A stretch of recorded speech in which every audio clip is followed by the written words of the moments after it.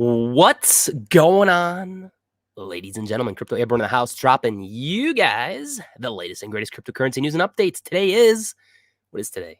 Today's March 9th, 2022. We got another episode of the VGX Heroes Education Team Twitter Spaces. So we're going to be talking about a little bit more continuation of our previous episodes that we've had, talking about the history of money. I believe we're going to be doing current events, and then we'll be jumping into about 1971, 1972 to present day. So should be a good stream for you guys. Do a quick market overview before we begin here in a couple of minutes. So let me just bring up my screen. Market's doing pretty good right now. Love seeing it right now. So yeah, Bitcoin, huge jump up today. We're at 6.43% for the whole crypto market up on the day. Bitcoin's up 7.53%, sitting at $41,847. We got Ethereum's up 4.8%, sitting at $2,710. XRP's up about 5.96%. Luna's up 11.55%, $97.66, crushing it. And then lastly, Cardano up about 4.56%, sitting at 84 cents. Jumping over to March 9th holidays. It's National Barbie Day, Amerigo Vespucci Day, Learn What Your Name Means Day, Crab Meat Day, False Teeth Day, Get Over It Day, Meatball Day, and National No Smoking Day. So there you guys have it for your national days. Crypto bubbles, top 100. We got a sea of green, only a couple that are red, XMR and Ton, looks like. So that's good. Favorites, let's see what is doing pretty well for my top. Luna, crushing it, like I said, up 11.8%. StormX, up about 9.4%. It's in a little over a penny and a half. Elrond up 4.7%. Voyager token up 5.8%, just under $1.60. Got Litecoin up, CKB's up. So everything's doing pretty good right now for my favorites. It's good to see. Total crypto market cap. TradingView says about 1.8 trillion. We're almost at that 2 trillion, though, I believe. CoinGecko has us at about 1.9 trillion, up 6.1%. So it's good to see. Bitcoin dominance. We're just, trying to break this resistance right here from the 1st of March. What are we at? 44.01%. Crypto Fear and Greed Index. We're now updated for today. We're at 28 Fear. Not surprised since today was pretty good. Whereas yesterday we were at a 22 Extreme Fear. All right. Let's see. We got 2 minutes left. Just a couple tweets I did want to go over for today. For the Bitcoin daily candle close. Candle close looked very strong today. We did close just below 42,000. And also keep in mind, guys, the CPI numbers come out tomorrow. And then they also have the FOMC Fed meeting in less than a week, March 15th and 16th. This dude's expecting volatility ahead, but increased certainty as a result. Another tweet by Matthew Highland. He said, even if you treat this as an ascending triangle, the price of Bitcoin needs to break through, and breakthrough remains at 46,000. So we're like in this ascending triangle right here. Obviously, we need to break above that 46K. So we're in this channel right now. Hopefully, we bounce off back and forth a little bit, but then eventually, break that 46,000 mark. Voyager news today. They did release 2 new coins, Waves protocol. And then secondly, Zen. So Horizon Global, the zero knowledge blockchain network built for privacy to the Voyager app. And then lastly, whole market's green today. Probably going to talk about it today in the current events and whatnot. But there was the executive order from Biden put out today. It seemed dovish, but they did talk about the CBDC coin that they do want to release, which I don't think is a good thing at all, in my opinion. The centralized bank digital currency type of thing. So I'm sure we'll talk about that today. And if you guys have questions, feel free to hop on Twitter Spaces or hop here in the comment section, and I'll try to relay it to the education panel if you guys do have any questions about this for the current event section. So we got that going on. You still got the war in Ukraine and whatnot with Russia and all that stuff going on. So yeah. But yeah, it's good to see that we have an overall green day today. So let's jump into it. I'm going to pull up Edge again because Edge has better sound for whatever reason. So let's just refresh it. And hopefully you guys enjoy this session today.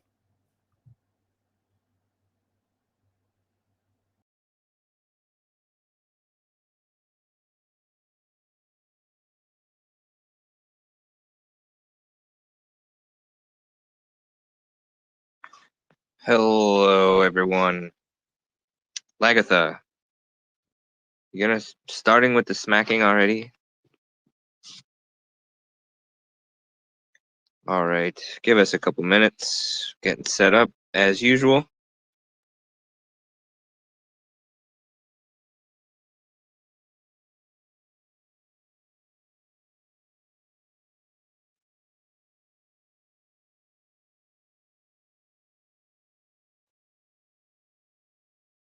Got a good show coming.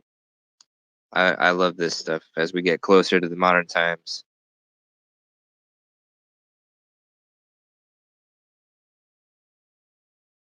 All right, here we go. Co-host Aldo, gotta get you up here. Mr. PP, stay lone. Floki.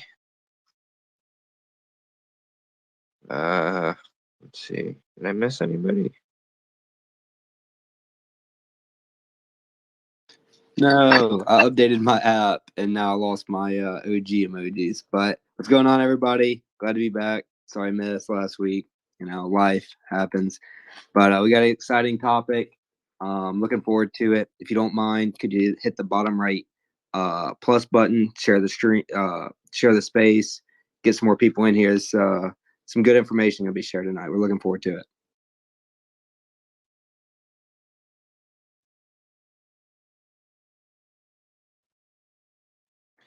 Another new feature, I'm not sure if you could do this before, but you can now send emojis to other listeners in the room. So if anybody wants to go ahead and smack Lagatha for me, give her 21 smacks for Hero of the Week number 21. And also because she keeps slapping me. So have a nice little fun game going on there. Isn't that a hand clap? Like applause? It's open to interpretation. I like to think of it as a smack.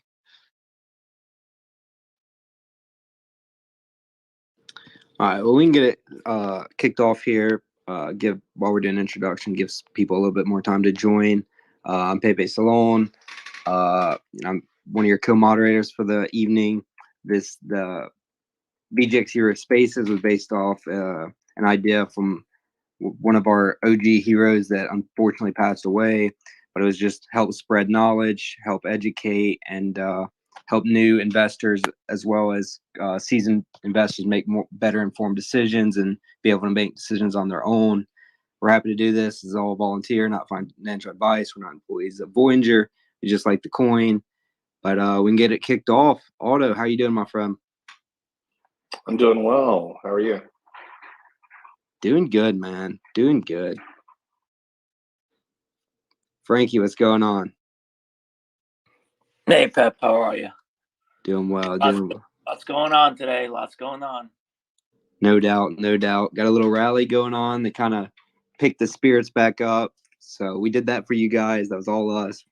Michael bought lots of the orange coin to help boost spirits. So if everybody gives some hundreds for him or some claps, whatever the emojis are these days. But Floki, how are you? I'm good, man. I'm good.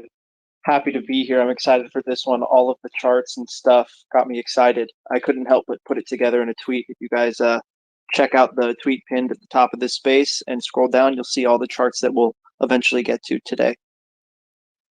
Yeah, it's truly fascinating stuff because it's things you would never even think of. So it's a lot to get into. We're looking forward to it. But Obi-Wan, what's going on, my friend? Oh, I'm happy to take a little respite from work and hang out with y'all, talk about money and crypto and socioeconomics and all sorts of fun things. Love knowledge. What's going on, Michael? Oh, another day in paradise. Talking to internet strangers about the history of money, and this one's a particularly fun topic, seeing all the things that have just completely fallen off a cliff since 1971. So been building up to diving into exactly what happens when that little yodel man from The Price is Right goes off the cliff. Love it, love it. And yeah, the dang internet strangers. You meet up with one for Thanksgiving, they steal your glasses. So Can't trust them. But what's going on, Sun Tzu? I'm good. I'm good. Long day, but a good day. So ready to get some knowledge in, and because this is definitely, I don't actively seek these things out. So when it's made easy for me like this, I can't say no. So I'm excited. All right, well, let's do it. Frankie, let's kick it off, my friend. Well, thank you, Pep. Where do we start with the news? I guess we can start with there are finally signs that there might be a chance that there are discussions that QE might come to an end. This is after the Fed ballooned its balance sheet to $6 trillion of treasuries and mortgage-backed bonds in the past 2 years, after the onset of the COVID pandemic, which will probably most definitely reappear in a few months when stocks implode and the economy slides into recession. Maybe alongside the Fed's direct purchase of stocks and equity ETFs, which include more than 580 separate operations to buy treasuries, and then about 1,200 to purchase mortgage-backed securities.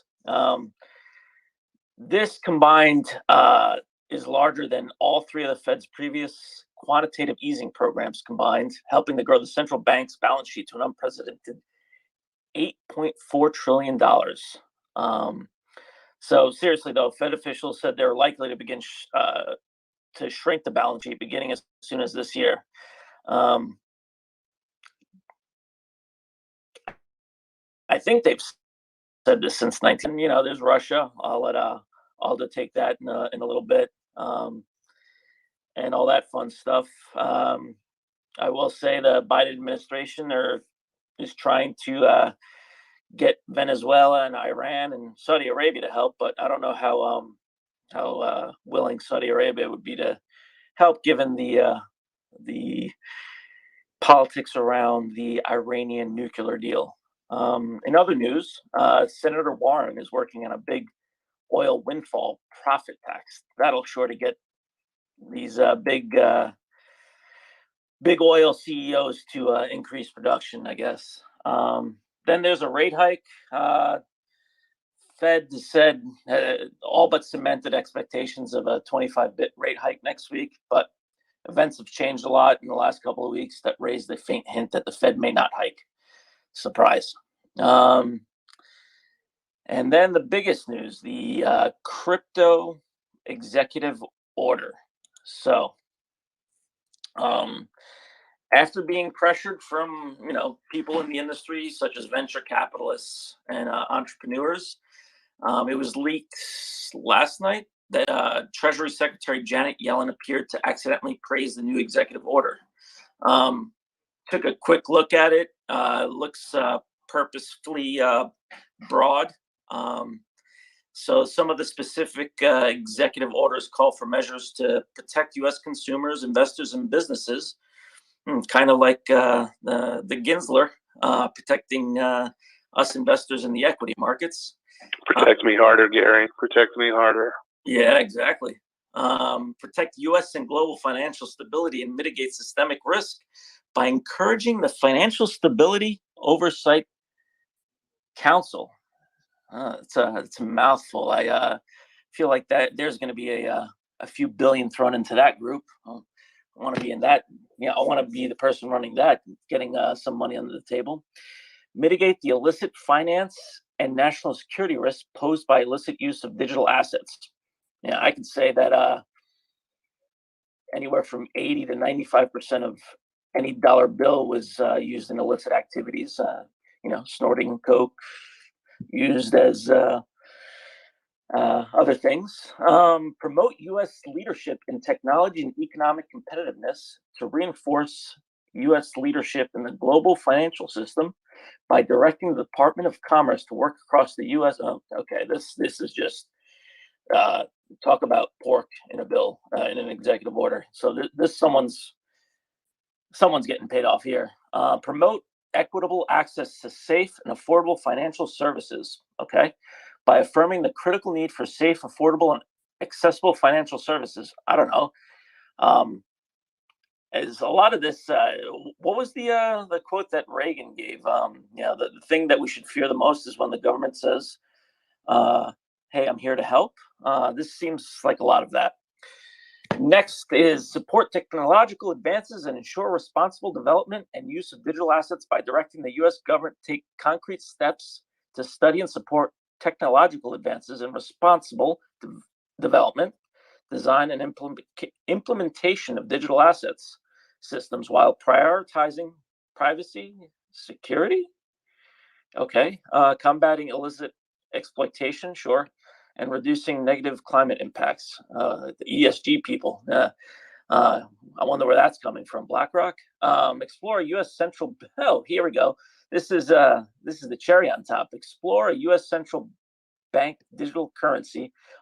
Okay, so basically take the little rights that U.S. citizens have by making a digital currency, by placing urgency on research and development of a potential United States CBDC. Fuck you. Should issuance be deemed in the national interest? Of course it is. We can take your money if we don't like your politics. The order directs the U.S. government to assess the technological infrastructure and capacity needs for a potential U.S. CBDC in a manner that protects Americans' interests. I think they mean the political class's interest. The order also encourages the Federal Reserve to continue its research, development, and assessment efforts for a U.S. CBDC, including development of a plan for a broader U.S. government action in support of their work. It seems like a lot of pork there, too. So according to the Treasury, crypto's a larger than $3 trillion market, which some 40 million Americans have already invested in. So it's a big tax revenue stream for them, is what I read there.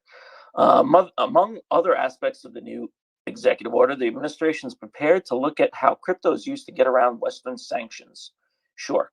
It also comes as a growing number of central banks are already issuing their own digital currencies. And then Janet Yellen was praising Biden for signing this.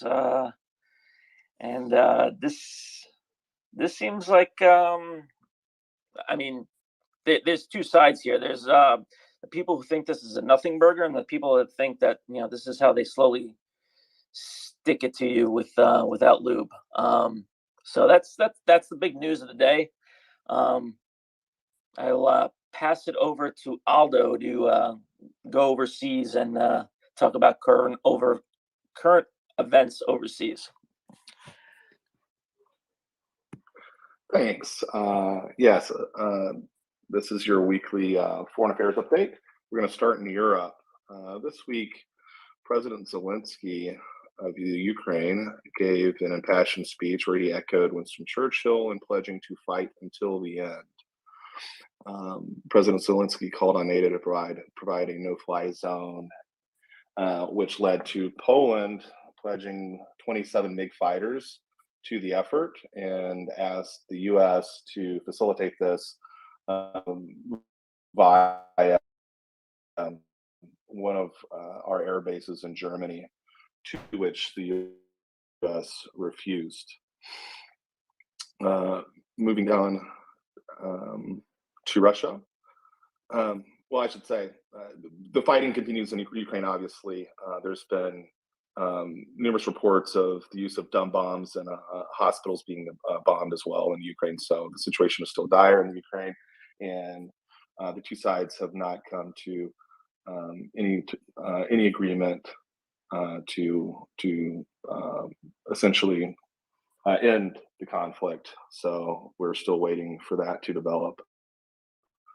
In Russia is yet to establish a total air superiority in Ukraine due to the Ukrainian air defense system, which remains effective. Again, Russia has been reported as using dumb bombs in Ukraine. Economically, Russia is starting to feel the brunt of the sanctions as inflation has started to soar.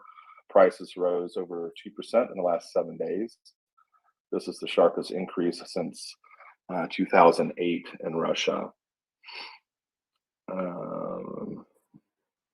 Moving on to England.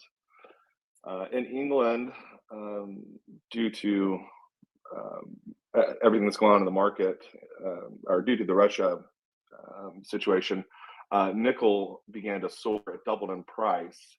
And in response, the London Metal Exchange, known as the LME, engaged in massive market rigging. One of the member clients, thought to be Chinese, essentially defaulted on a short position, and instead of letting things play out, the LME froze all the long orders and allowed the Chinese member to cover their short, and this screwed over all the investors that went long on nickel. So you're seeing TradFi manipulation on a massive scale there in England. If I may, not only did they freeze everything, they unwound executed trades after midnight Greenwich Mean Time, after the fact. To me, it's GameStop on steroids. It is the most unabashed fuckery with zero shame whatsoever that I've ever seen in any public market. Yeah, it's up there with like the LIBOR scandal, where they got caught like rigging like the international like interest rates, all the major banks together. It's massive, absolutely massive. To unwind that is, yeah, it just shows you that there's massive amounts of corruption. And the big players, did you see who the big banks were that were bailing out these Chinese giants? No, Frankie. It was JP. The usual suspects. What's that? All the usual suspects. All the highly ethical people in the bank, the industry leaders, that like to pound ESG down everyone's throats. Why does that not surprise me? Yeah.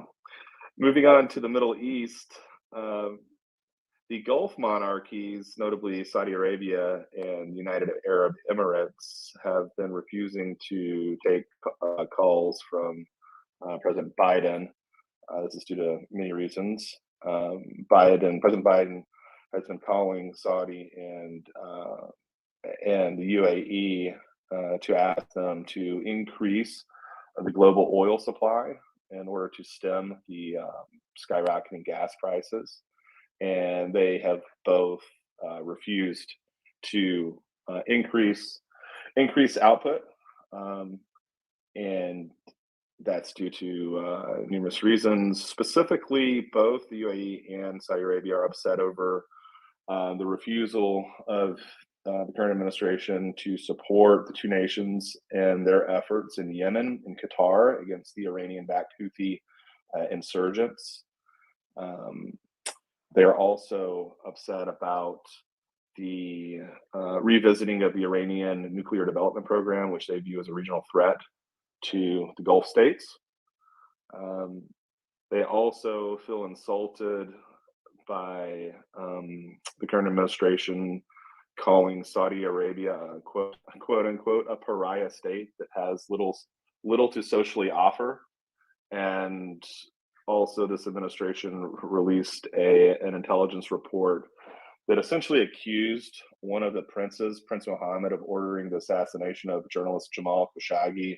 I don't know if anyone remembers that, but that was a journalist that was literally assassinated in a Turkish or in a Saudi embassy in Istanbul, Turkey. It's a pretty outrageous story. You guys should go look it up if you're interested. But this guy basically got whacked in an embassy in pretty gruesome fashion. So the Saudis didn't take too well to being called a pariah state. And then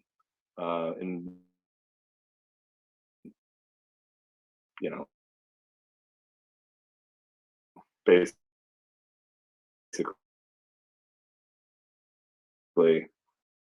well on the market and lower our profit. Absolutely. I mean, OPEC has played this game for years, right? So let me see, what else do I have here?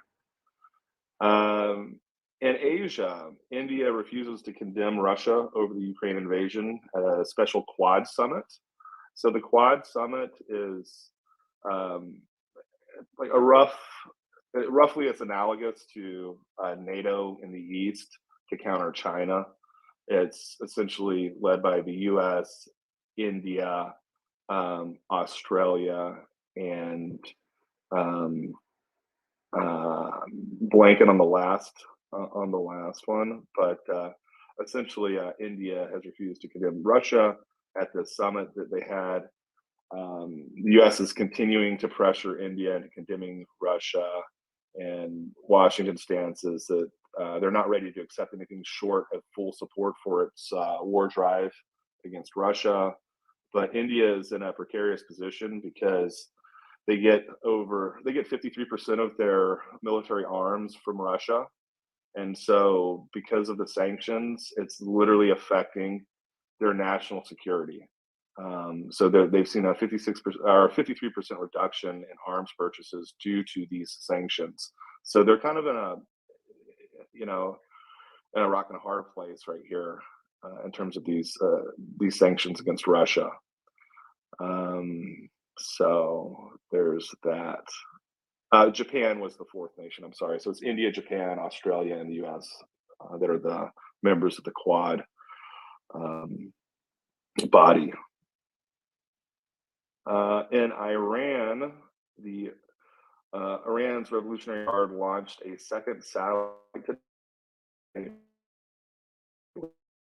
It's called the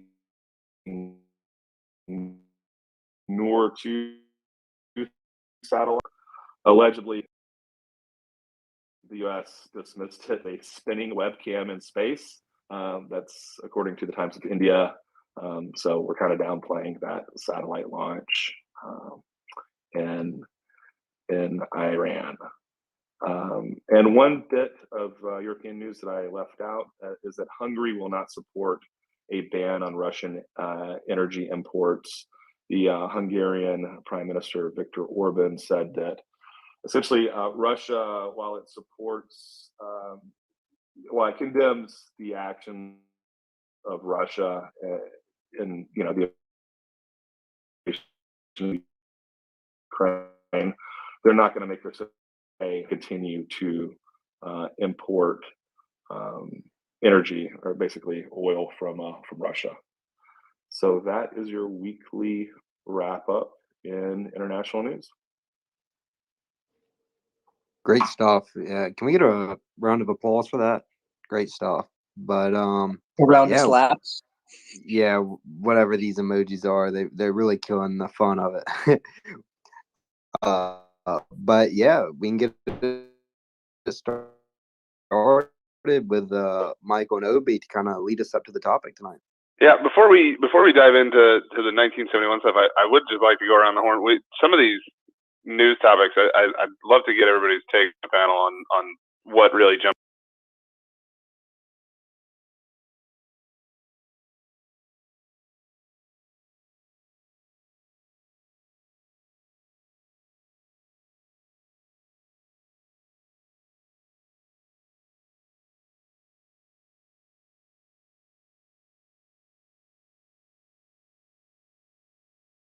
Fact sheet I thought was interesting, but as far as the takeaways for me that jumped out at me looking at the EO stuff was, one, they do recognize a place for digital assets, so that kind of quells any FUD about outright forbiddance and outlawing digital assets in the country. They also seem to signal a recognition that we need to be leaders in the space, which is somewhat of a reassurance. Sure, they packaged that little ESG virtue signaling bullshit in there about environmental impact, as if they were trying to signal towards proof of stake chains and giving them a little bit of a tip of the hat. But had they really been prepared to take an aggressive position against proof of work, I think they would have done so in more black and white terms. So I think that they also recognize that proof of work isn't going anywhere, and they probably just need to figure a way to spin their narrative accordingly. But Obi, I'd be curious to get your take. What's your what's your quick reaction to the EO and what made it into it? I agree that it's mostly a nothing burger and it's mostly kicking the can down the road, but there were a few things to me that they're telegraphing as far as how they're looking at this moving forward.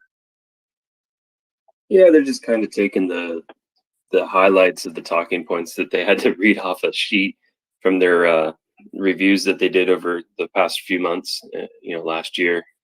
To me, it seems like they're wanting to just effectively take the powers that they already have and the excessive powers that they already have, and with the Patriot Act and the SWIFT system and the sanctions, and they want to make sure that everything's tilted in their favor from the looks of it. We want you guys to be successful with digital assets and have a chance at actually, making money in excess of interest. However, we do want to make sure that we use this as a revenue producing opportunity and that we have the ability to shut off your money because it can be used for nefarious means. It's kind of how I read it. And, the way they want to partner internationally with others is basically telegraphing, hey, we really want to use this new technology to replace our outdated SWIFT system, but we need the ability to shut countries out like we're doing with Russia. It's kind of what I'm reading into this as meaning. And then, of course, as we've all been talking about, the ultimate kick to the nards, the CBDC, which I really hope that we can get some bills on the floor to try to, as Aldo would say, kill that in the cradle. Yeah, well, I think I saw earlier today, Cynthia Lummis's bill is pretty much ready for print. So I think that there's already some teasers out there of the language in that bill, if not the whole thing already. And I think that we'll probably see the whole thing by the end of the week, if we haven't already. And, it's funny you mentioned the censorship of international transactions, because that actually led me to the second light bulb that went off for me as Frank and Aldo were talking, was on the ETH side of the house. If anybody noticed, JP Morgan's, first of all, admission that they are basically huge stakeholders in the infrastructure behind Metamask and Infura. And then that also tied into just what was overall a horrible week for Metamask, because they actively caved and began censorship of transactions to Venezuelan citizens, which basically is kind of a death knell for the whole decentralized. To me, there isn't a very good wallet solution, node solution, decentralization solution on, at least speaking granularly on the ETH network. But it showed just how vulnerable the ETH ecosystem is to coercion. And in this case, it was coercion against Metamask and Infura for processing Venezuelan transactions. But I'm not sure if anybody actually saw that happening earlier in the week. Or to me, I didn't think that JP Morgan, basically trying to build up a centralized position in the infrastructure behind the ETH network, caught nearly enough press. And that was, that kind of broke via a lawsuit on behalf of consensus shareholders that it seemed to make its way around the Bitcoin maxi community, because it obviously beats the same drum that they are. But otherwise, I didn't really see that get nearly the press that it should have. No, I agree. It is big. I think if you're any kind of a blockchain right now and your primary wallet is MetaMask, you better be exploring alternatives like actual decentralized wallets. And if anybody is using MetaMask as their primary wallet to access digital assets, we should all be looking for alternatives and demanding as politely as possible that any protocols that are being used move towards a different solution. Yeah, I do feel somewhat validated in my thesis that ETH, although I'm not a fan of it for what some ETH maxis purport it to be, I do think that there will always be. I don't think it'll die. I'm not one of these Bitcoin maxis that thinks that ETH's going to go away, but I do think it's going to get co-opted, and I feel like the JP Morgan news was just further proof of that, because I feel like it lends itself to being co-opted by the current fiat system and the current banking system, and then, if not internalized, at least centralized to the point of being the same good old boys club that has always pervaded the banking system, whether it be the Jekyll Island secret squirrel meetings or anything that we all suspect goes on behind closed doors. It goes back to what I've always contended Ethereum to be, which is the move to ETH2 is the death knell for ETH. It will become a corporate banking chain, and the governance decided by those with the deepest pockets. And if you want to make some money off big money and have a little exposure to it, and use it as an investment to flip or momentum trade, have at it. But as a network, it's completely unusable for anybody that doesn't have deep pockets. So it's really kind of becoming one of those pay to play. Yeah, I really dislike it as a network. So yeah, it reminds me of what RippleNet purports itself to be, and what XRP holders think that they own value in, and that's a whole nother.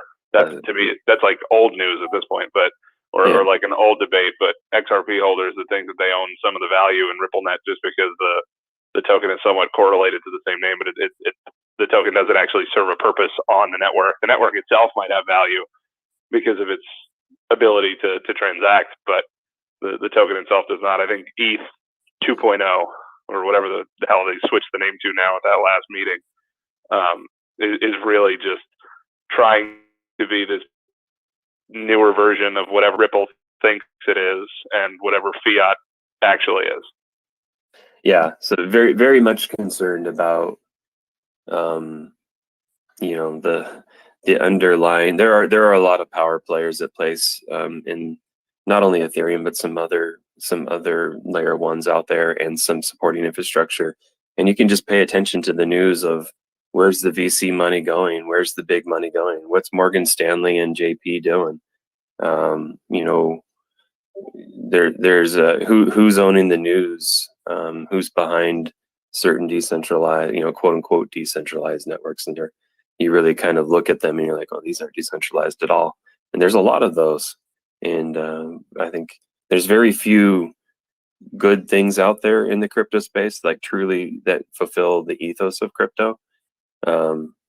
So money's already been solved by Bitcoin, and stable coins already manage day-to-day spending and remittances, short of having full-on adoption of Bitcoin, which I think that's going to take many decades to get to that point.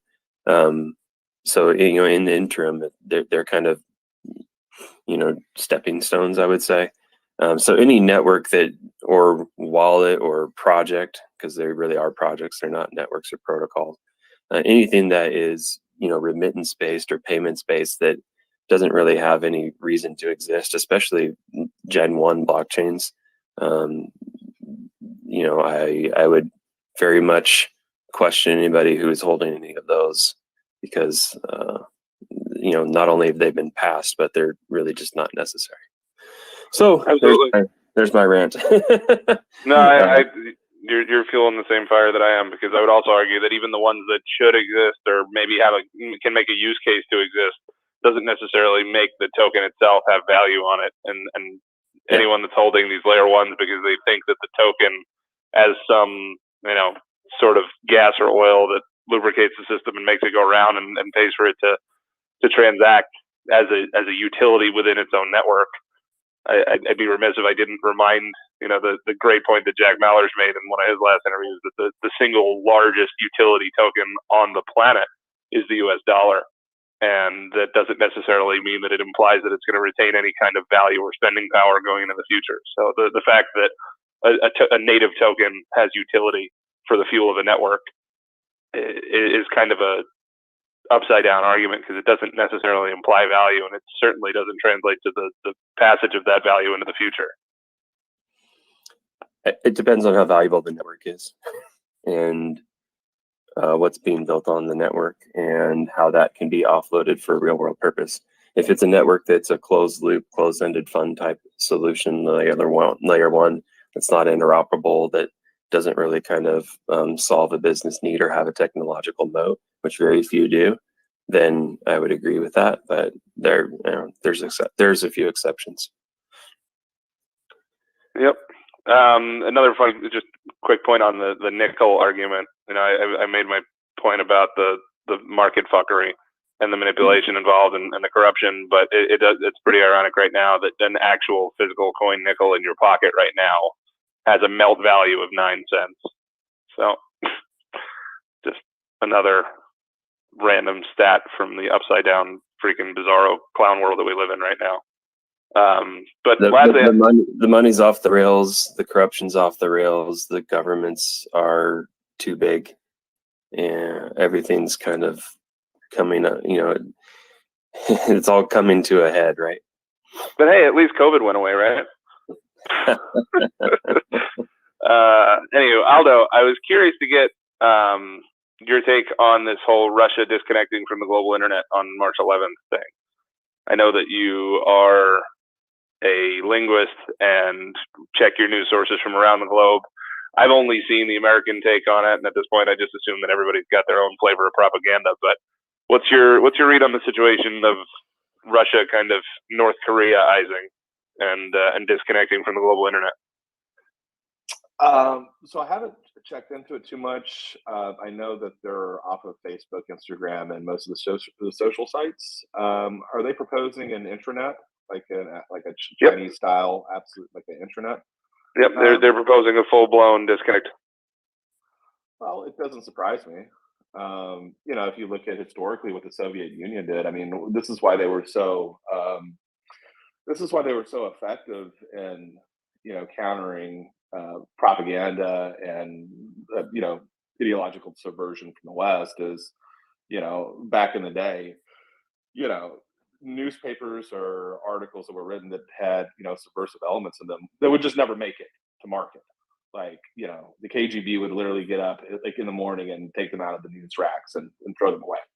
So like that's par for the course, and it doesn't surprise me that that they would do that.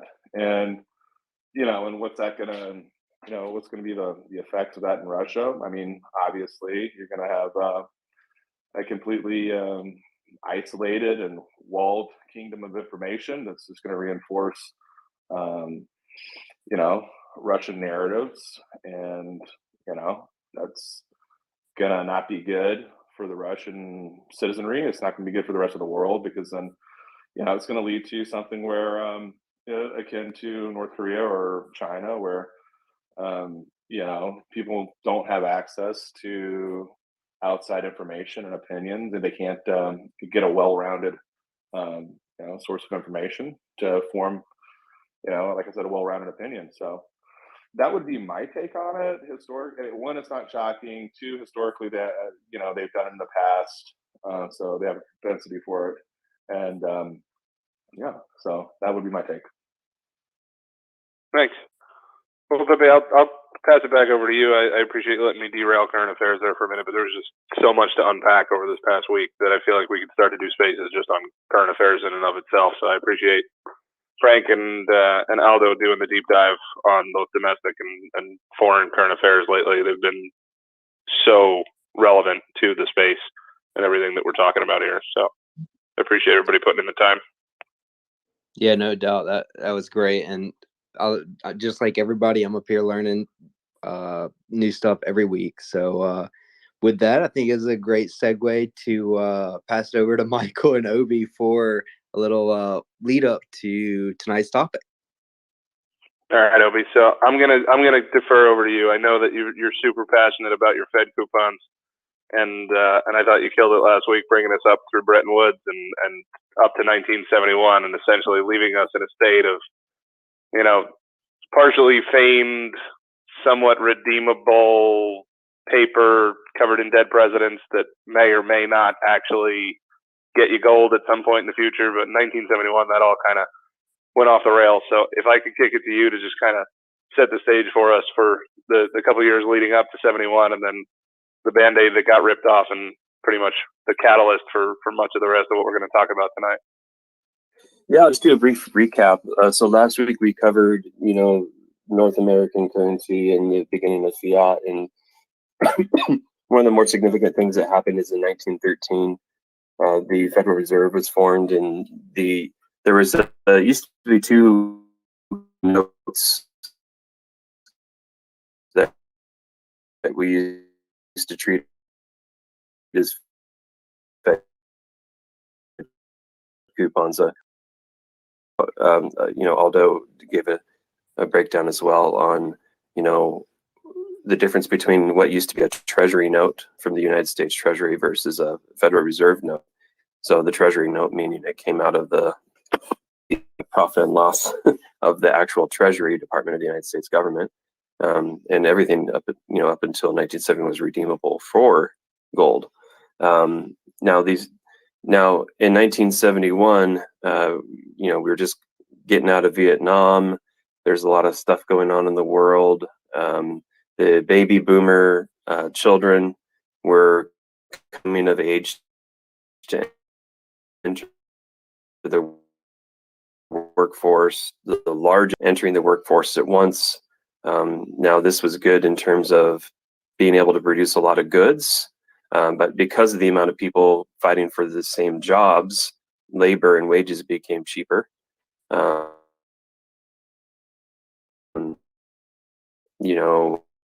Economies after the Bretton Woods Agreement in 1947, I believe it was, after World War II, established the United States Fed coupons as the gold standard, not the gold standard, but the global reserve, because they were redeemable for gold.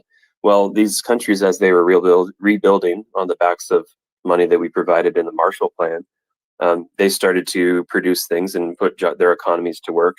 And that, along with our massive expenses in fighting a war in Vietnam and Korea, after Bretton Woods, started depleting the gold reserves of the United States. And it came to a head in 1971, where our own economy, after being, our gold reserves being depleted and wages, not being able to compete with production because of the boomers entering the workforce, you started to see things fracture. And that fracture happened in the form of high inflation and, more people entering the workforce than there are jobs for means unemployment. And Nixon saw this and met with some of his, Treasury secretaries, Undersecretary for Monetary Affairs, the chairman of the Fed, and said, hey, two-note system back, reserving to gold with our current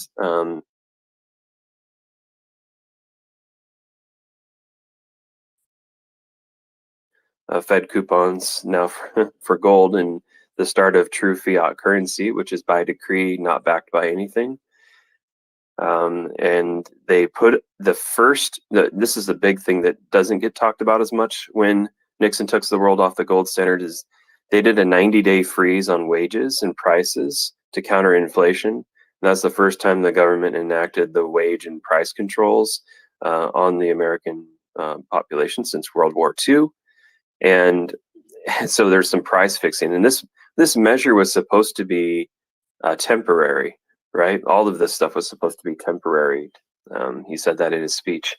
And they also imposed a 10% surcharge on American products, so we wouldn't be disadvantaged in the fluctuation of goods with the exchange rate. Gold was for gold, and that would put further pressure on our currency. So they also had to put the import surcharge into place. So the United States went off the Treasury or the gold standard in 1971. A few countries followed, and the whole world was off by 1973. And since then, we have experienced a large divergence in the valuation of goods and services to money, and that is what this week's topic will be about.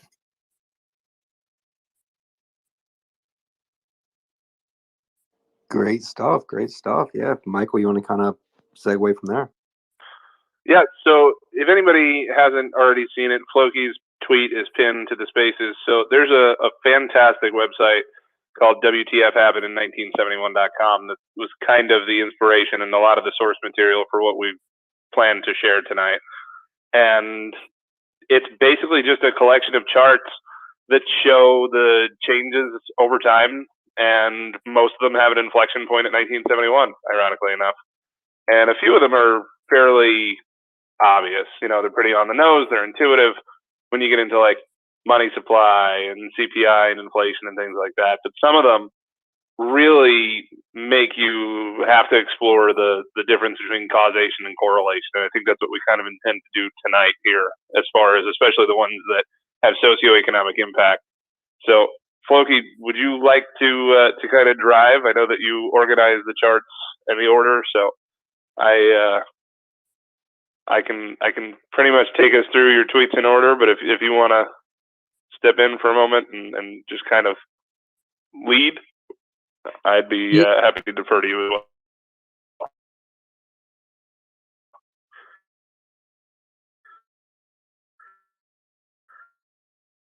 Yeah, I figured I just wanted to set something up for you guys and the audience to easily follow along visually, because it's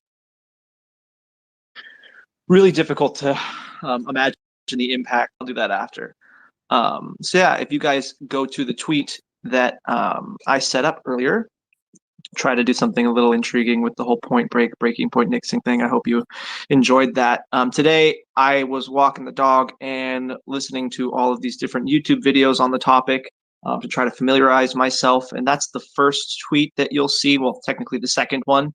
I wouldn't do this now, but down the line, I recommend checking these out. The first one, very cartoony, very deep dive of the Federal Reserve and how it went from a good idea to abuse of power.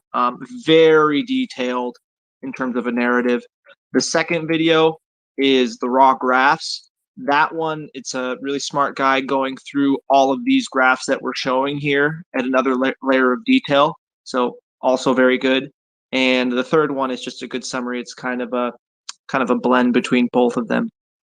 So now we're in the third tweet, 3 of 22, where I start listing all of these graphs, and I figure we will go through them one at a time. And if you guys, as we pull these up, have thoughts or want to discuss, I think it was really good that we started discussing the current events and foreign affairs as well, not just stating them. And a lot of these are really thought-provoking. So, TL top left, T top right. We're going to go from top left to bottom right. So what's the first one that I'm going to kick off to you guys? It's the growth in productivity and hourly compensation since 1948. So go ahead and click that first one. And, Michael, Obi, panel, you got all you smart guys. I'll let you talk about it. So what does this graph say? So the first thing that jumps out to me on this one, and thanks for putting all the work in to catalog and organize this, Floki. I think it'll help for a lot of people to follow along. But prior to 1971, you had 90.84% as your point in the graph where everything deviated. As far as the growth in productivity and hourly compensation, you had, and since then, from that point to 2017, compensation is up 115%, while productivity is up 246%. And to me, what this screams is the invention of this standard of the 40-hour work week, which really is not standard. It's known now and accepted as normalcy. But as far as the addition of work and the expectation that X amount of work needs to be completed, X amount of your time needs to be completed without any kind of commensurate compensation is a fairly novel concept. There was never this concept in past history. So we'll see later on too that this also plays into gender roles and single income households versus two income households. But what this kind of screams out to me is that post 1971, it necessitated this expectation of a set fixed amount of work that you're going to do. And it just continued to increase from there. And now half the people that are salaried for a 40-hour work week have to actually work 60 hours to get their job done, or you're working on an hourly wage, and at that point, most hourly wage workers, unless you're, like a white-collar hourly wage worker in the context of like lawyers and consultants and things like that are making absurd amounts of money per hour. But your typical, when you think of an hourly wage worker, is basically in that feedback loop of being incentivized to have high time preference because you've got to work to make money, to spend money, and you can never get out of that loop.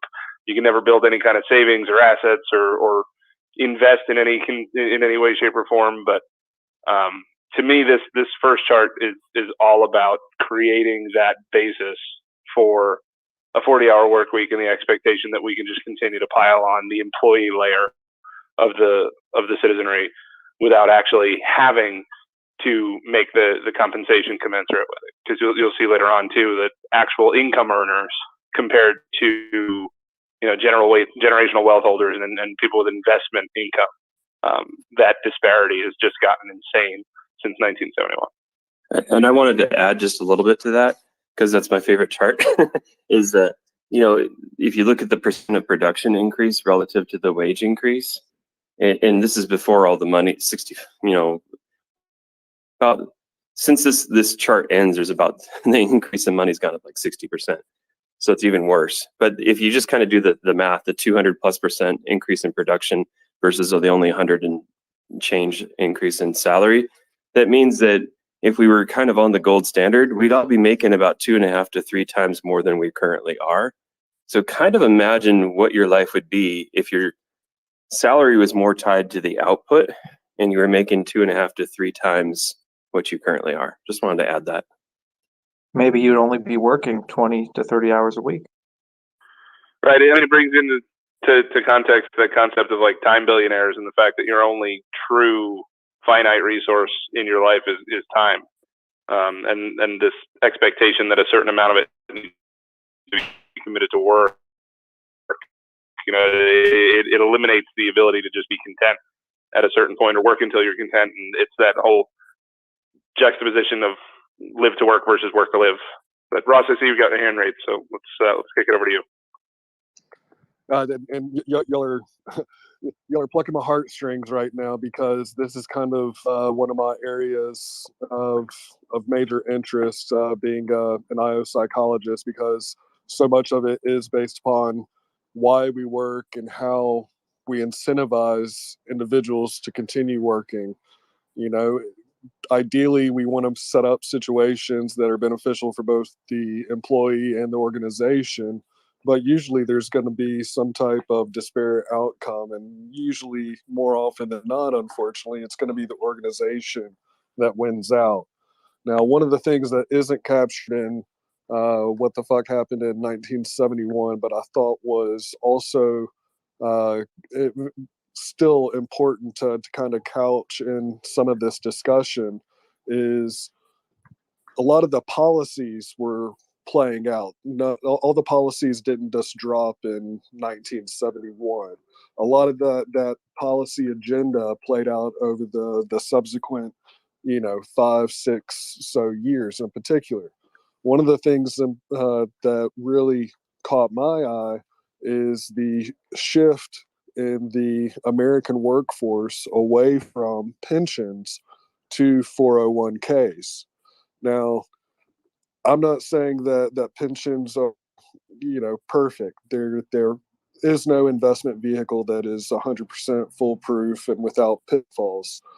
But at the time, organizations were incentivized to continue trying to, make sure the workers had living wages and could continue to build that actual organizational loyalty.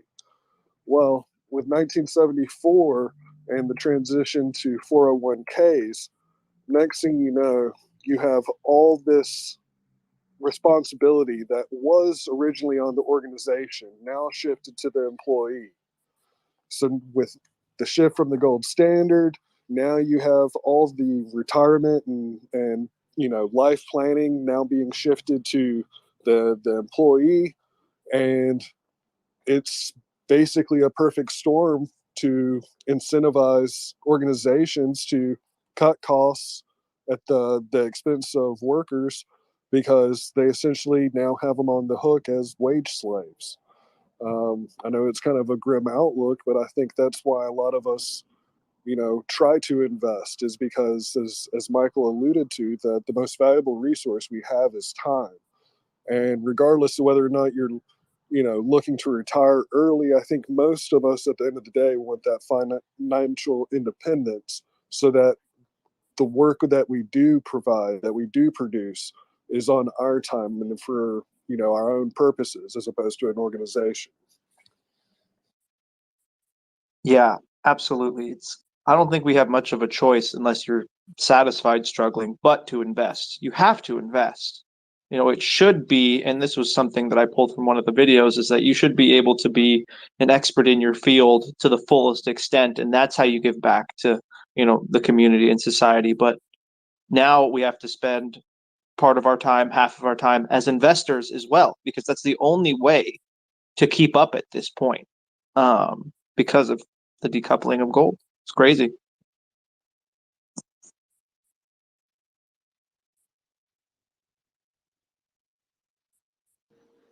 Yeah, no doubt. Nothing else on that. We can just keep it moving on to the next chart. I was going to throw in there real quick, as we are coming up on the hour, for anyone new who is joining us, if you could do us a favor and hit that bottom right tweet button, so we can share it, and hopefully others will pop in and join us. Oh, and while we're in intermission here, doing some administrative stuff, shout out to Crypto Airborne, who is also streaming this right now on his channel. So if you're wanting to follow along with the pictures and charts that way, he'll be pulling up the charts as we talk about them. So save yourself a couple of thumb clicks, and you could throw around some emojis still, as opposed to, digging through a tweet on Spaces, if you happen to be by a computer and have your phone. So something to think about. The next chart, the top right, the TR, real GDP, real wages, and trade policies in the US. What do you guys think? So I'll just take the first bite of the apple. To me, it's just further validation of what we just saw. You see real median weekly earnings of full-time workers and just flatline and stagnate. Their earning potential, their ability to keep up with pace of GDP is completely, cut out at the knees, while real GDP continues to go up per capita. But who does the benefit go to? Certainly not the actual folks whose blood, sweat, and tears is actually doing the work. So you just see this profit off of the working class.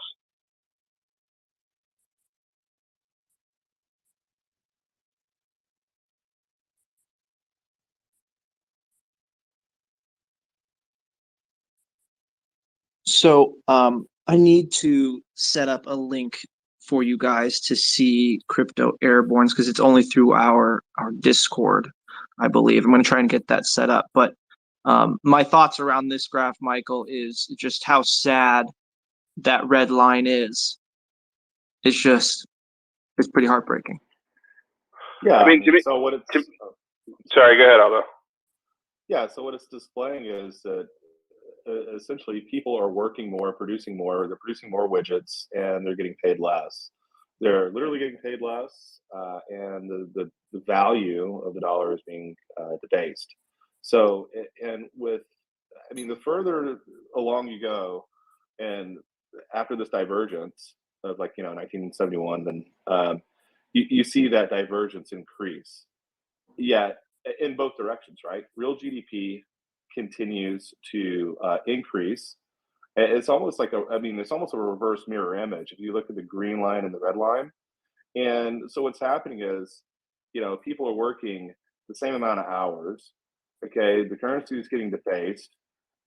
Also, technology is increasing, methodology is increasing. Efficiency is increasing with the exponential growth in technology, which we know through Moore's law.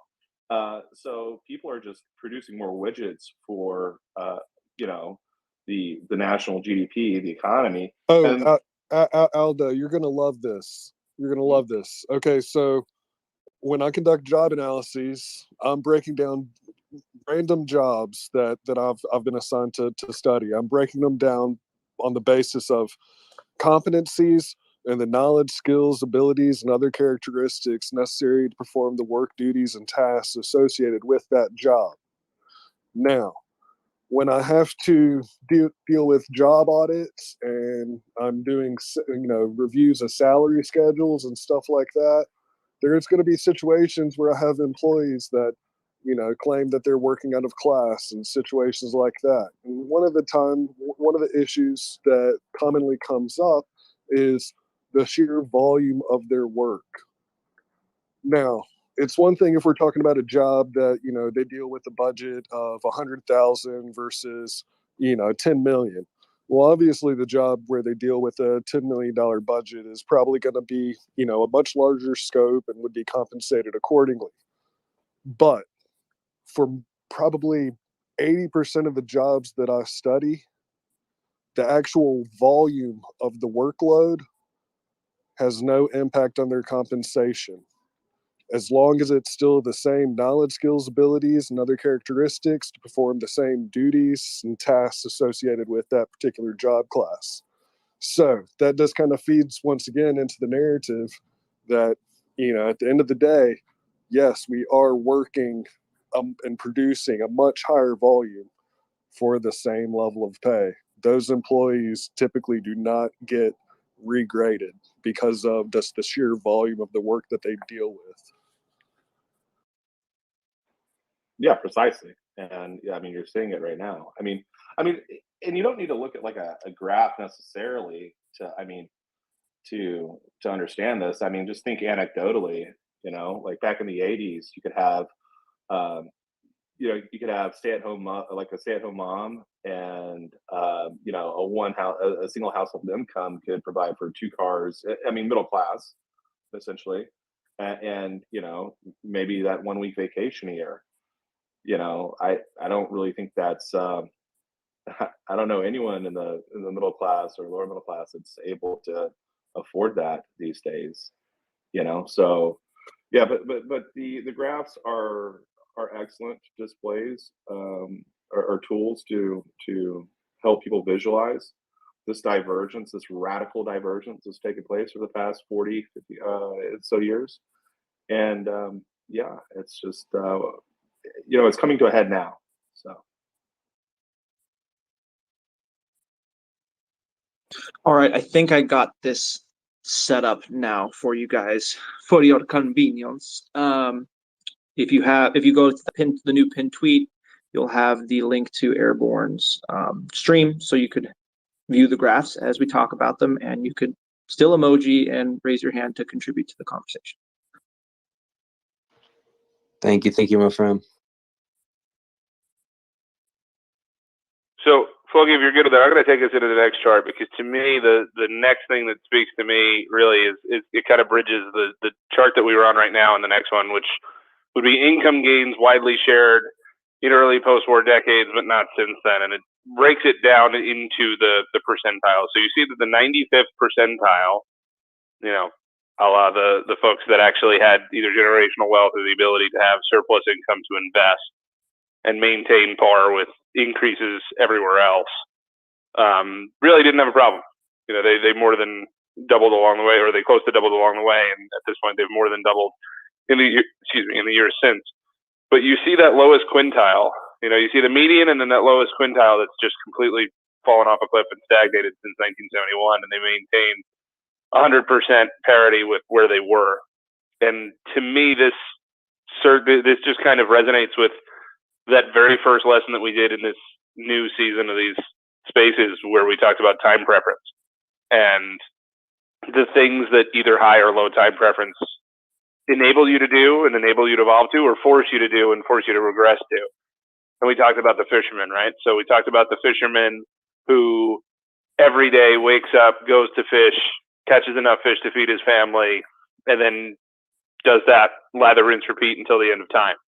And that gentleman never gets ahead compared to the second fisherman who invests 10 or 15% of his time each day to building a better system, building a net, or building a boat, and then building a fleet of boats, and then accelerating that while also then fishing for the remainder of his day and investing into the future to try to transport that wealth into the future. And this, to me, just shows that lowest quintile is basically being forced to be that first fisherman. Because if you cannot ever actually outpace par, you are forced into this system where you have to just stagnate. You're essentially turning the land of opportunity into this feudal caste system where you do not have the means to elevate yourself out of the class in which you're born, if you're born into that lowest quintile. If you have the luxury of being born into that red line, then good for you, God bless. Hopefully you're philanthropic. But if you're born into that lowest quintile, the monetary system that you were born into, in a lot of cases, has taken the opportunity for you to escape that and put a glass ceiling on you. And to me, the last chart, and particularly this one that breaks it down based on socioeconomic quintiles, is the most telling. Yeah, I have to say, I'm kind of fearful that it's always going to be the new standard now, that you're going to have to do investments of some sort to keep up with things, so to speak. So, standardizing that process to the lower percentile is probably the most important thing, which is, shameless Voyager plug, and empowering people to do that easily, so at least they're on that trajectory upwards in investment, as opposed to just being completely stagnant and just not knowing what to do. We have to bring the baseline up in investment strategy. Otherwise, people will be stagnant. Maybe not as severely as it needs to be now, but I think it'll always be there, that need to invest. It begs the question of who the fuck is Gary Gensler protecting? Because Right. sure as shit isn't that lowest quintile that needs to get ahead. He's Right. protecting that red line and the ability to maintain that red line. He's protecting us from us, damn it. But the next chart, it goes hand in hand and kind of further proves the point of just how significantly this has helped the top 1%. But real quick, Harry, thanks for hopping up here. You got a question or anything you want to add, my friend?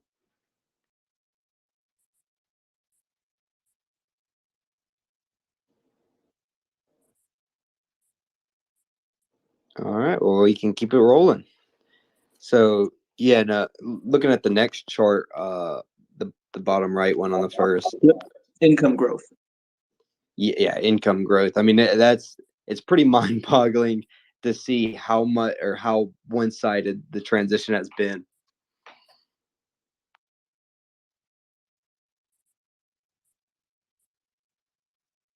So I believe in that bottom right one, income growth. Major, you had it. You had it. I'm watching the stream. It was that one. You could see let me pull it up as well on Twitter. You could see things really start to take off in the mid 80s and the 1990s, and guess what that was? That was the stock market. So where do you think the 1% with all that extra money decided to put their money? Stock market. So that's what that is. Yeah, that was a whole movement. They were called the Yuppies back in the day, if anyone remembers that. Actually, the Yuppies, and that was a thing until when was the stock market crash? Was it like 87? I was gonna say 86, 87. Yeah. Young urban professionals. Yep. Internet plus stock market means 1% go boom. Even more 1%. Yeah, I'm curious where that chart would be if it was updated to 2020. Yeah, that's the hilarious thing on all these charts is that these charts were already pretty pathetic enough. And then if you actually updated them post-COVID with the fact that, I think it was 40% of the monetary supply was printed within 18 months. I saw a recent statistic, though, that actually included the entire pandemic where I don't know if it was in comparison to M1 or M2, but it was upwards of like 80% of money in circulation printed since the beginning of the pandemic. It's absolutely absurd, the type of like Weimar insanity numbers that we're talking about right now.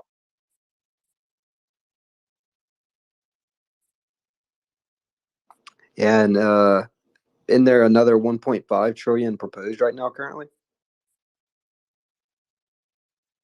Well, isn't that the Keynesian way?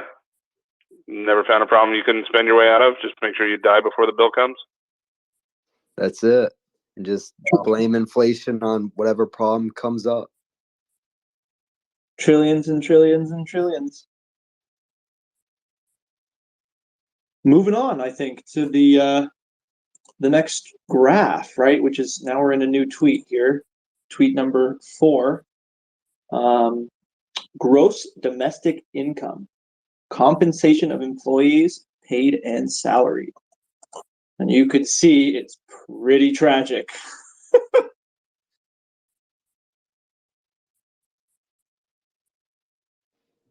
Sorry, it's getting too much of a pain to do it on my phone. I'm waiting for Airborne. There we go. Yeah, I think these are pretty much telling the same story, but in the inverse.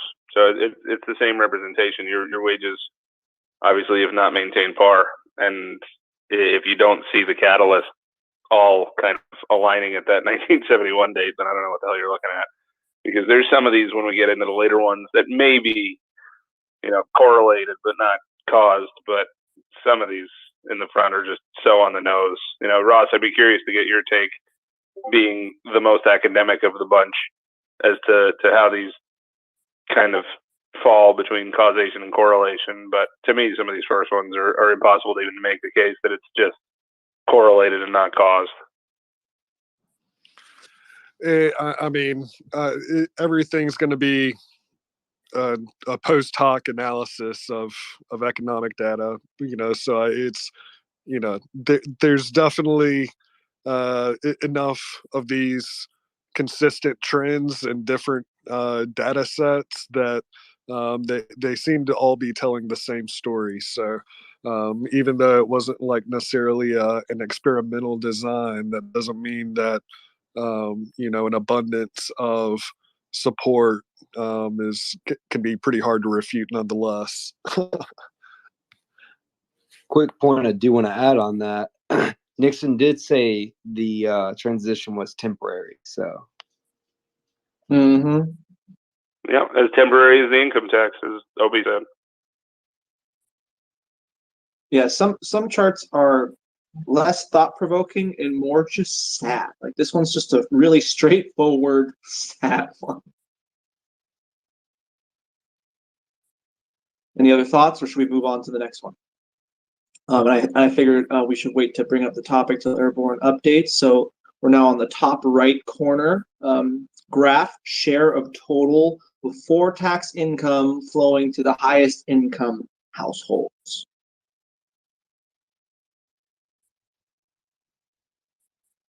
Tweet 4, picture top right. This, to me, is another one of those charts that targets those evil 1%ers that we hear about. And what strikes me is that the same. Oh boy, how do I do this without getting political? Maybe let me preface this by saying that I think all politicians on both sides of the spectrum are completely full of shit. So if you're on the left and you hate me because I say something from the right, let's get over it. And if you're on the right and you hate me because I say something that doesn't necessarily jive with what you like, let's get over that too. The folks that vilify the 1% will do anything except for admit that the 1% may have had more gunpowder to play the game with, but the game was created by those same assholes in Washington, D.C. There wouldn't be a game to be played had there not been this just proclivity to play games with this fiat experiment since 1971. And to do backdoor secret meetings on Jekyll Island in 1930. So those, maybe 1913,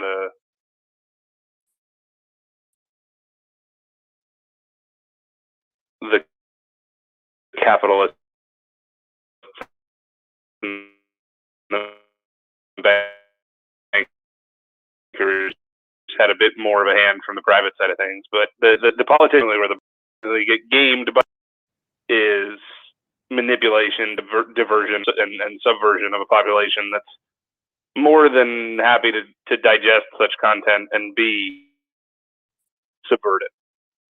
But at the end of the day, look at what the climate is politically that creates this environment where the top 1% can continue to thrive, and then look at the returns on investment that these same civil servants that we elect to DC manage to get for their own personal portfolios. Well, I mean, and to add insult to injury, Michael, they're actually impervious to law. So to reference back to your aristocracy or feudalism or neo-feudalistic comment that you made earlier, yeah, it is. It's neo-feudalism. That's literally what we're experiencing. You know, when congressmen can literally vote on a law that makes them impervious to insider trading, and then they want to throw old Martha Stewart in jail or prison or whatever, you know, there's a problem. When senators are worth, you know, a couple $100,000, and when they're elected, and then they're, you know, when they retire, they're worth, you know, millions and tens of millions of dollars because of the access to information they have, and because they all got together and voted that it's not insider trading when they do it, which is on record. You can look that up, by the way. You cease to have a functioning constitutional republic. You have an aristocracy. You have feudalism. Yeah, so that's what it is, and well, we're trying to fight our way out of it through digital assets. I just wanted to add that.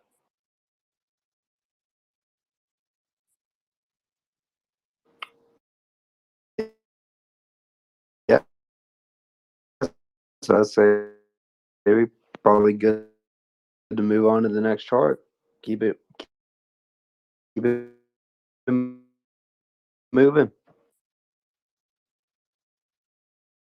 Tweet 4, income share of the top 1% relative to the bottom 90%.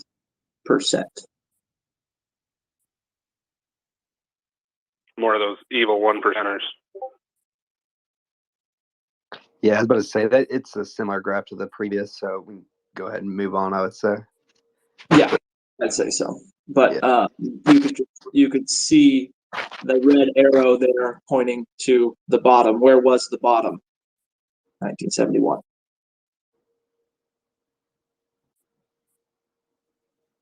Yep, so we can move on to the fourth page, bottom right, average black income as percentage of average white income.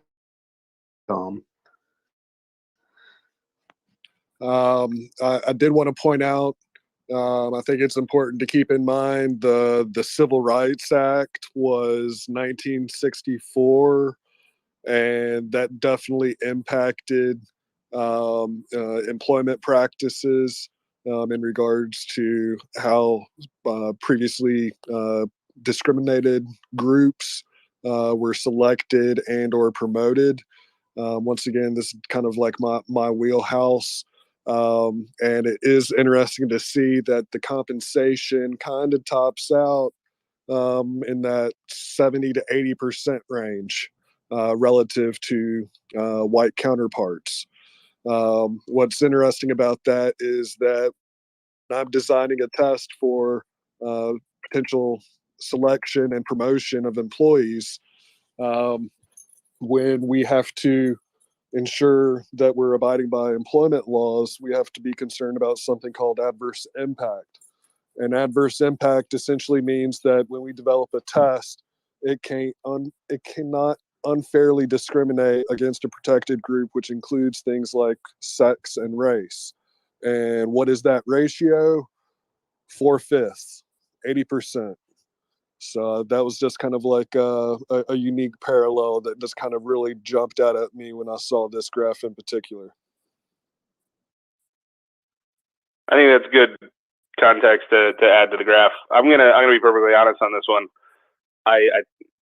This one, as far as the potentially more controversial charts on the site, is not the one that speaks to me. I think we'll get to that a little bit later when it comes into some of the breakdown of the family system and things like that. But I just didn't want to seem like glossing over this because we're a panel of white males as us being too afraid to tackle this issue head on. I'm not at all afraid of that. I don't think any one of us is going to get canceled for having an opinion on the topic of race. I wish we did have a more diverse panel up here, but I think that this particular chart is not necessarily the most indicative of the story that it's trying to tell. I think that later on you'll see that there are some aspects that kind of permeate across all races and just show the disproportionate effect on some of the socioeconomic groups and diversity groups that were maybe starting from an inferior position to begin with, as far as their how tall their chip stack was when the game got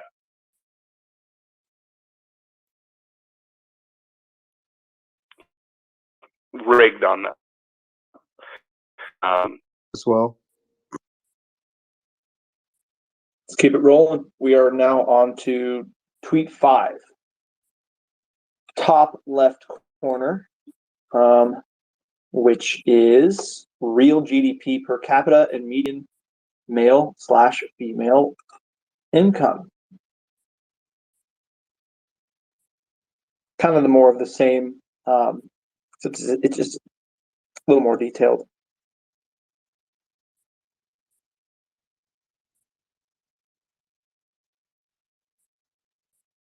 Yeah, I don't have much to add on this one, honestly.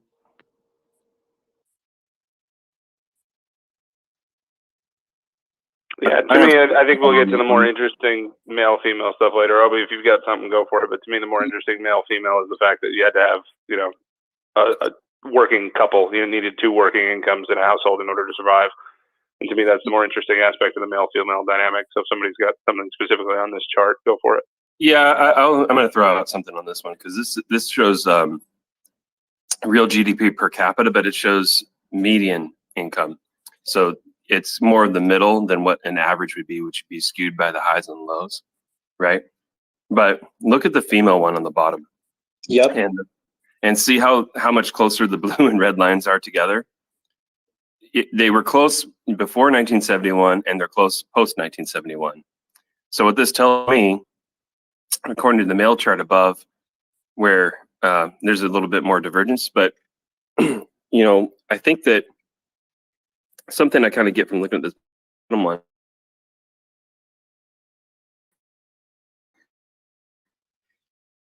is that females probably aren't getting put into leadership, make the chart move a little bit more divergent like the male counterparts. So a lot of lower wage jobs or not in positions of power, and you don't get that skew. Like an average would skew the number. A median is a little bit fairer representation, but you know, using a median, you get more of kind of what the middle is, and yeah, that points out to me that it is quite a skew. Hope I got the point across. The gender wealth gap, basically. The gender, well, it's not the gender wealth gap. It is the gender wealth gap in executive C-level suite positions. Yeah. Yes, the corporate.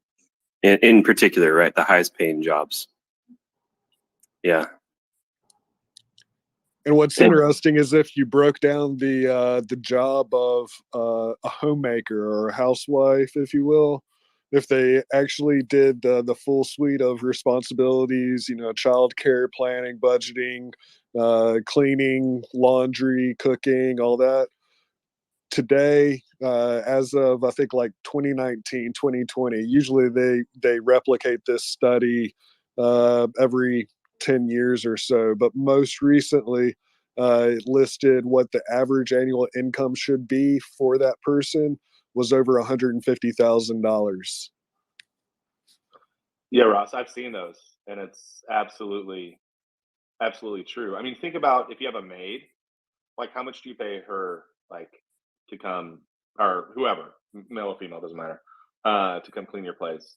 Then think about everything else that being a stay-at-home mom like requires. Like, you'd be paying through the roof for all of those. Yeah, and I'll throw in just the cost of daycares and babysitters, everything like that. That alone, the cost of that.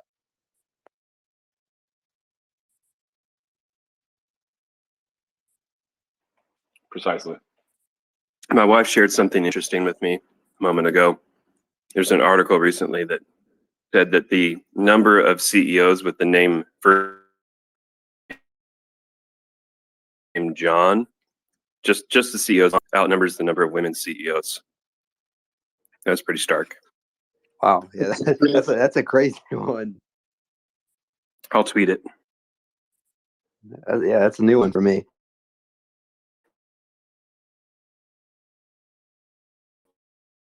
But I think the next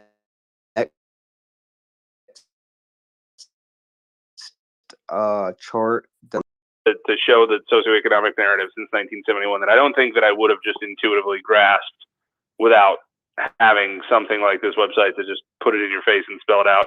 And this may be where we start to delve into the divergence between causation and correlation, but we can debate that. But you see here this impetus where all of a sudden we go from the gender roles in the traditional sense, not in that I'm saying that they're right or wrong, but in the more traditional throughout history, perhaps, to two-party working household, change of the family dynamic, change of the household dynamic. You went from a period in time where the gender roles were almost celebrated, and obviously probably more so celebrated by the gender that benefited from them. But now you went into this beginning of both spouses' household. Much of that has accelerated exponentially since roughly that same period of time. To me, I think that culturally, gender roles and the family unit stagnated for a drastic period of history. And then all of a sudden, I think in the time that, I think based on my understanding of the average age of most of the participants in this kind of group, most of the time that we've been alive has been a very accelerated pace at which this subject matter is changing. And what is normal, quote unquote, as if there is such a thing, or acceptable, or taboo, or that conversation has accelerated at such a pace that has only become even more of a blistering pace over, I think, the last 5-10 years. But it's to see some of this start to tie into economic catalysts more so than political ones, more so than ideological ones. And I'd be curious to kind of pinpoint exactly how the economic trigger results in what the result is and what the direction is culturally. But I'm curious to see others' thoughts on it as well. I mean, driven by necessity, I would imagine. Yeah, I would say I would agree with that. The financial necessity, sure, but I would also say, starting in the 60s and 70s, I mean, you had a cultural movement that was taking place. I mean, you had the Vietnam War. You had people questioning authority. You had a complete different counterculture that was obviously the hippie movement and the beatnik movement. Those were cultural factors that were taking place, I think, in tandem with these later economic trends as well. So I think I think there's a cultural aspect that shouldn't be overlooked as well, where people were largely distrustful of the government, especially over Vietnam. I mean, you have to realize everything that was happening in the 60s. I mean, you had the assassination of, on television of President John F. Kennedy, like in live, IRL. Dr. King was assassinated. Bobby Kennedy was assassinated. People were really They wanted to close the Fed. Oh, Obi, I threw you a layup there. No, but the point is that society was changing culturally, and so then you get to the 70s with Nixon. I mean, think about Watergate. You know, think about the distrust that the people had in government after Watergate broke. I mean, that's huge. I mean, when the edifices of society are eroded in terms of trust to that degree, people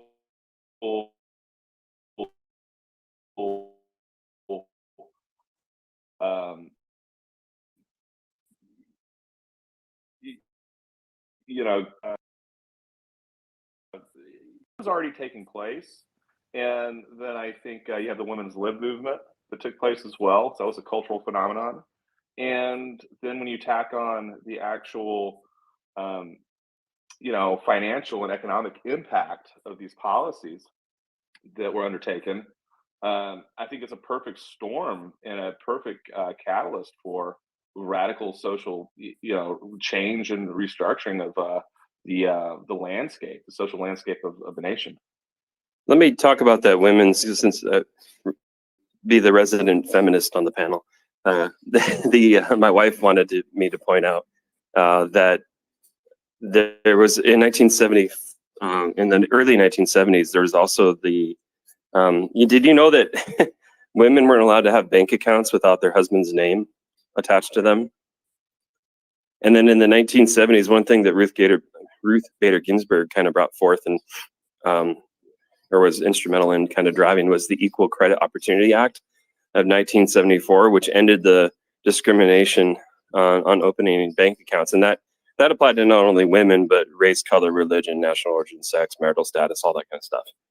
So, and it wasn't even adopted even overseas in the UK until 1975. So, I mean, even just access to banking and being able to own, you know, quote unquote, you know, hold your own money was until after we went to a fiat system, wasn't even accessible to women. So there's a certain type of oppression that happens there as well, and that's another contributing factor to these socioeconomic slides. So the very, very important piece I don't think we should gloss over. Yeah, Wanted to add to it. yeah, we can get oh, I'm gonna butcher this. I'm just gonna say Petyr. What's going on, my friend? You got a question or anything you want to add? No, just more like a comment, I guess. I think a lot of it is the breaking up of the family unit is kind of like programmed into the government now, because I don't know if it's a long con or what, but I feel like a lot of it is to break up the family unit and make people more reliable on some of these social programs, to keep kind of the dependence on the government and reliance on votes. So again, not sure if it's like it was intended consequences from back then, but it sure does seem like a really long-term plan of, you know, because I feel like a lot of the policies that they even create nowadays are almost, you know, anti-family oriented, because they want everyone divided into their own little subgroups. I don't know, just a comment based on what you guys were talking about. Yeah, appreciate you coming up here and sharing. Yeah, definitely agree with, and how like everybody's kind of taught like work kind of. I mean, you can even see with the birth rates down, like it's just all about work more, and all about productivity and career focused. But Marty, I see you hopped up here as well. You got anything to share, add, anything like that? Sure. Just, you know, having kind of lived through the 60s and 70s as a boomer on, you know, in the 70s, I was a teen going into 20s. And I remember the dislocation of inflation. So inflation hadn't really been around too much. And then in 1972, you basically had this pop to 12%, and it got up to 14.5% by 1980. And that was something that, you know, nobody had experienced in the United States who was alive. Okay. And there was dislocation in lots of different ways. And one of the dislocations was, the kind of the single, adult, man, going to work, having the little woman stay home with the kids or whatever else. That came under dramatic pressure in that period of time. It's like most of the women I knew who were stay-at-home moms, basically in the 60s and the early 70s, ended up having to go to work part-time, even to full-time, just to deal with this incredible inflation that was going on. It was a very interesting financial, social dislocation. Anyway, I just wanted to throw that out. Yeah, appreciate you hopping up here and sharing that into the space. To more folks coming up too. So if you've got an interest, please request the mic. I mean, we're only 10 white males at this point talking about race, diversity, and gender equality. So maybe we could get somebody offer some other perspective. But I think we're being analytical about this.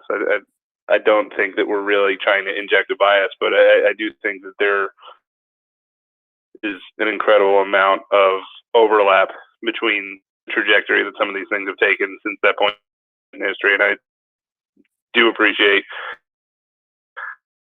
Marty, that apparently actually did. So much appreciated. Absolutely. We can kind of more focus on the charts we want to make sure to hit on, because we are kind of going through a lot of time. So, I don't know. Maybe we could just take our time and go through it. And when we stop, and we'll pick it up. We kind of leave it up to the panel. I think there's a lot of really interesting stuff here. And Marty, maybe you could consider joining our panel one day with all of your expertise and wisdom. And I see you have your hand up again. What's up? Or is that just a high five? No, that was so. I kind of coming into this late.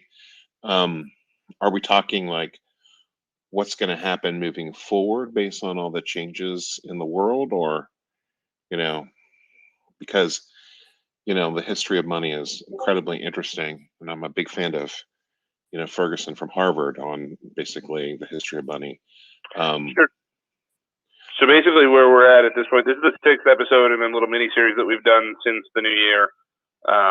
And we started with basically covering time preference in the first week, and then we went into what is the mass of an object and really what defines the money, and bring direct exchange, indirect exchange, from barter up through coincidence of need scales once. And then we get into primitive monies, and then the historical monies and the rise and fall of empires, getting into the beginnings of paper money, and then essentially fiat money. So what we're basically covering tonight is what has happened since 1971 until present, and then we'll continue this into the future.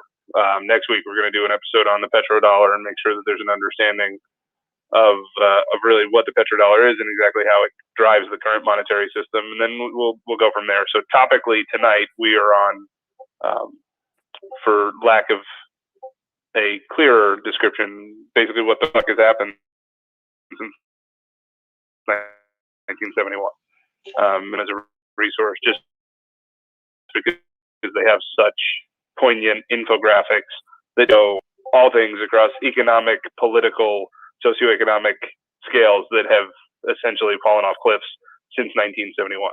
So we're exploring basically the difference between causation and correlation, and just addressing all of the changes in the world that many people necessarily don't recognize, all kind of coalesced around the same point in history. So the 70s and 80s, having lived through them, I mean, they were crazy times, and they kind of feel like now. So we kind of talked about or at least I brought up the issue of how inflation had this socio kind of economic implication. And I'll speak from the lower middle class, white, suburban, traditional space. Okay. I can talk to you about other places as well, but in that period of time, that was mostly my experience. I didn't get to Europe until I was 18, but you know, the other context in that period of time was the Cold War, right? So people believed we were, somewhere between minutes and months away from, at any point in time in that period of time, with going toe to toe with the Ruskies, as they used to say. Okay, and we had come off of, my parents believed in 1962. I was a young kid at the time, that they were going to get nuked in minutes by the Cuban-Russian situation. That was kind of what their view was in the early 60s at that moment, or that weekend. So there was this whole buildup, and I'm educating myself to be an electrical engineer at this point in time.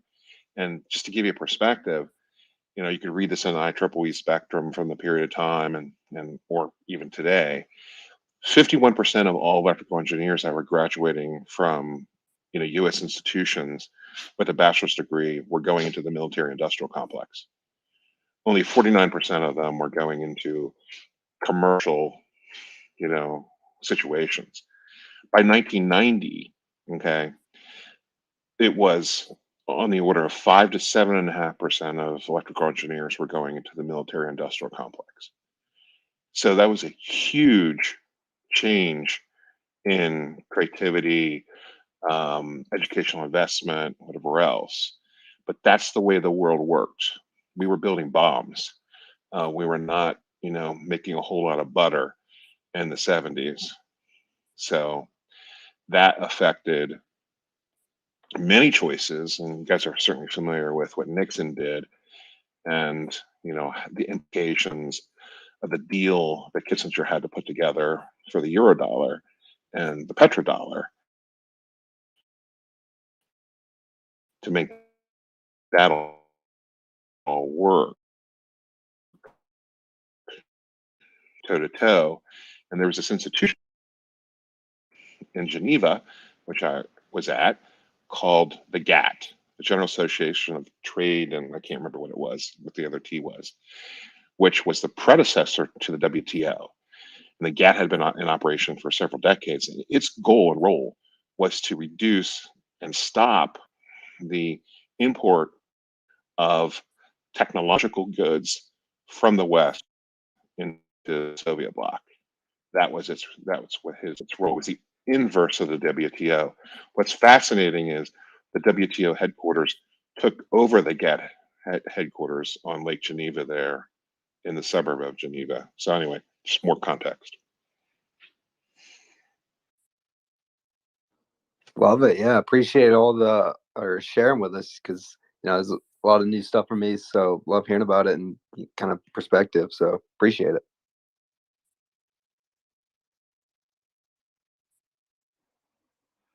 No, well said, Marty. Man, that was awesome. I'd love to hear any more that you have to add on any of these other topics.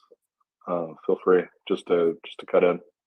Really enjoy the historical perspective, and you give insight from someone that was there at the time. So I really appreciate it. Yeah, and that goes broadly because we've got a really diverse community, lots of spanning ages and all sorts of types of other diversity, sex, religion, everything. So feel free to, if you have a question, raise a hand and see if we get a mic to you.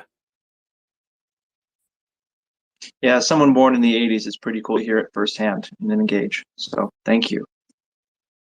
We have 15 minutes left. I think we could go into one or two more charts. Maybe we could complete tweet 5 and do our final close and pick up where we left off. We got a ton of graphs here that trigger a lot of engaging conversation. So I think it's best that we'll pick this back up again next week and just continue to dive through these charts to drive conversation.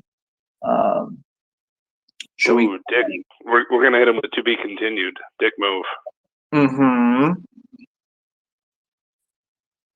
Yeah, let's keep it going here, unless there's any other topics we want to cover with these last 15 minutes or so.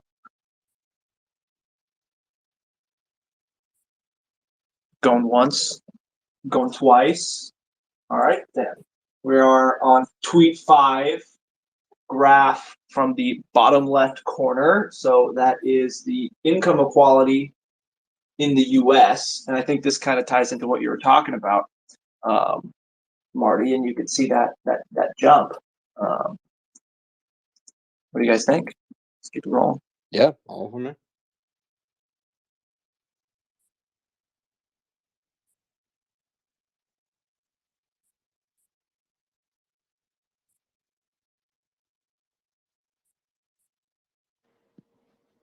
I think we kind of hit on this chart already, I feel like.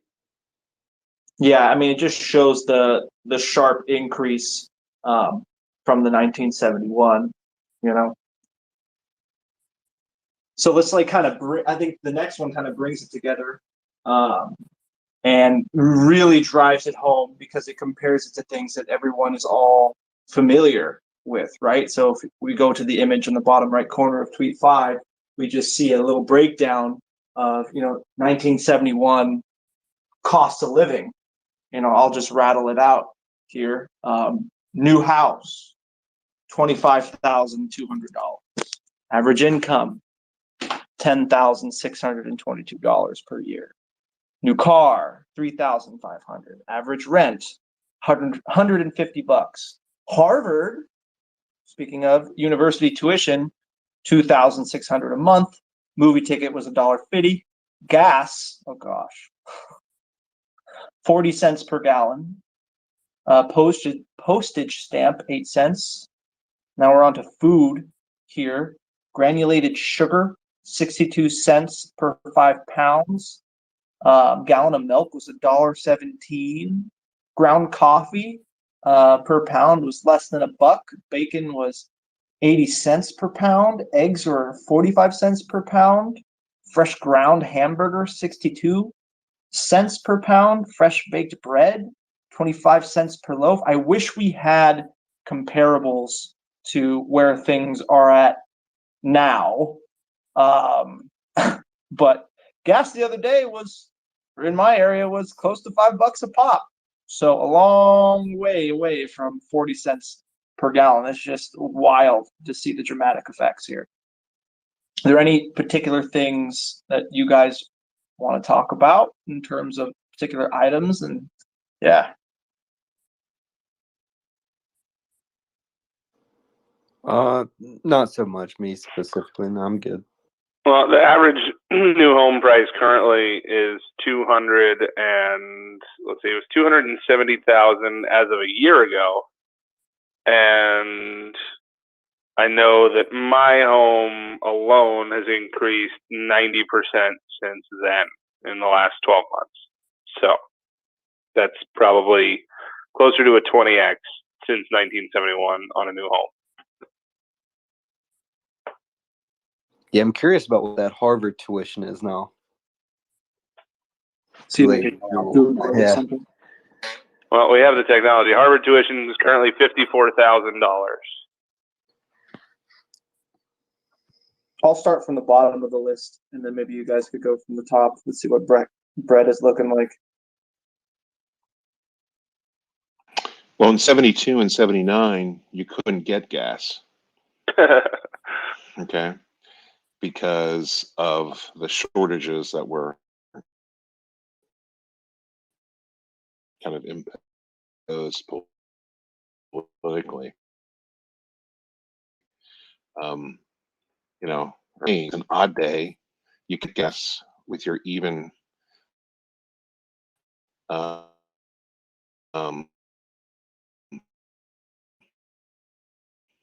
so that's how it worked. Couldn't guess if you had an even plate, on an odd day, because there was a real shortage of gasoline.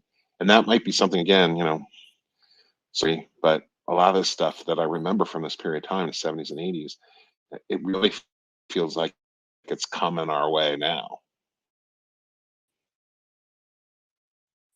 Yep. I mean, gas is at least a 10x since then. Average new car currently is $47,077. That's an 18x from the 3,500 that it was in 1971.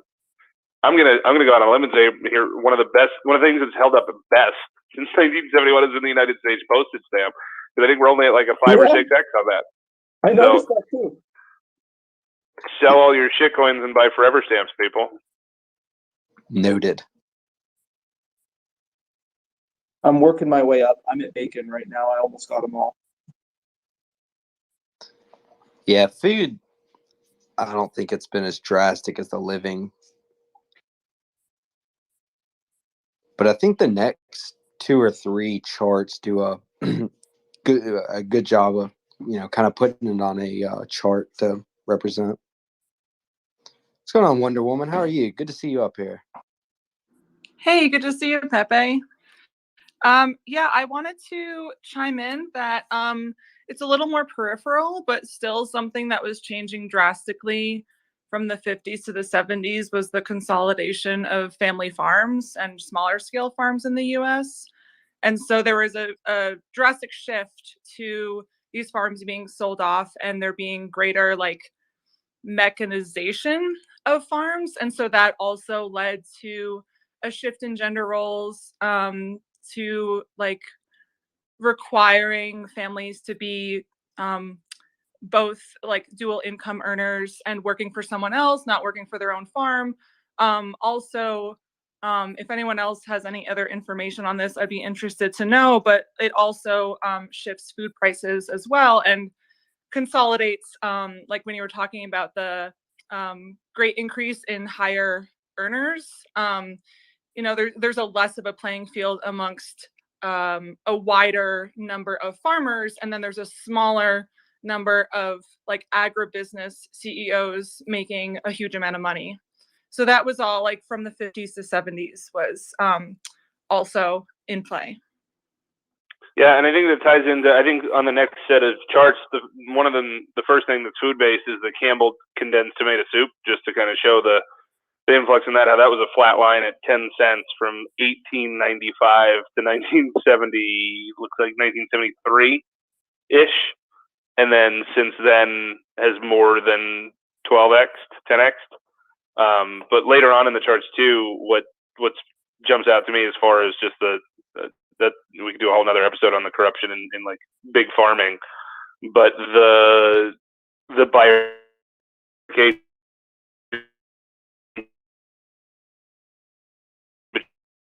between chicken, big chicken, and the rest of the protein industries, that's also covered a little big.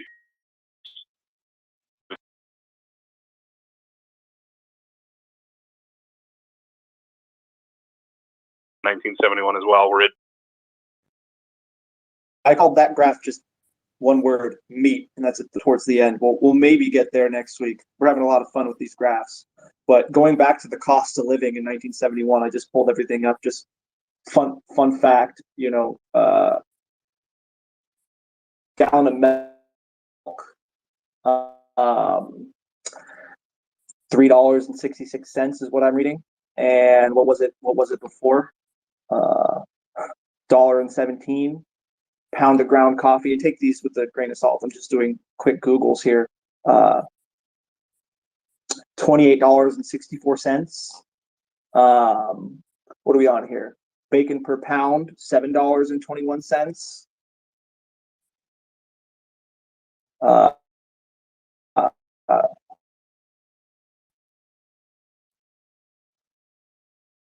Dozen eggs per pound, roughly around $4.50. I'm around 90 cents. So big difference compared to what it was back in the day. On that note, I think we're good to close because that means we will pick things back up. Your mic's giving bad kickback. It's breaking up pretty bad.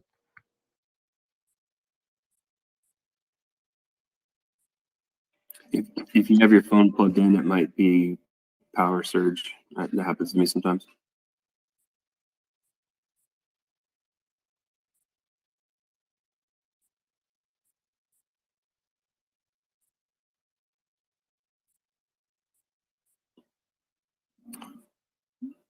I don't know if he's trying to talk. I'm shooting messages in the Discord.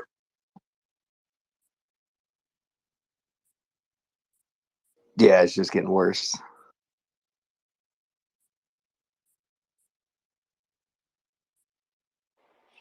Well, if Pepe, do you want to start the wrap up? Final comments? Yeah, I was just thinking the next charts are kind of getting into inflation. So yeah, we can transition to that. Give me just a second to pull it back up. Flipping between the pictures and unmuting and muting my mic's killing me. So we'll move on to page 6, the top right picture, or graph, I should say. So it's the cumulative inflation, and if you look at starting in 1971, it's pretty absurd the amount of inflation. It was sitting at 306% in 1971, and up until 2015 on the graph, it's up to 2,300%. So, yeah, getting into inflation, it's pretty absurd when you look at it on the graph. Yep, and that graph stops at 2015. Doesn't even include the latest ridiculousness.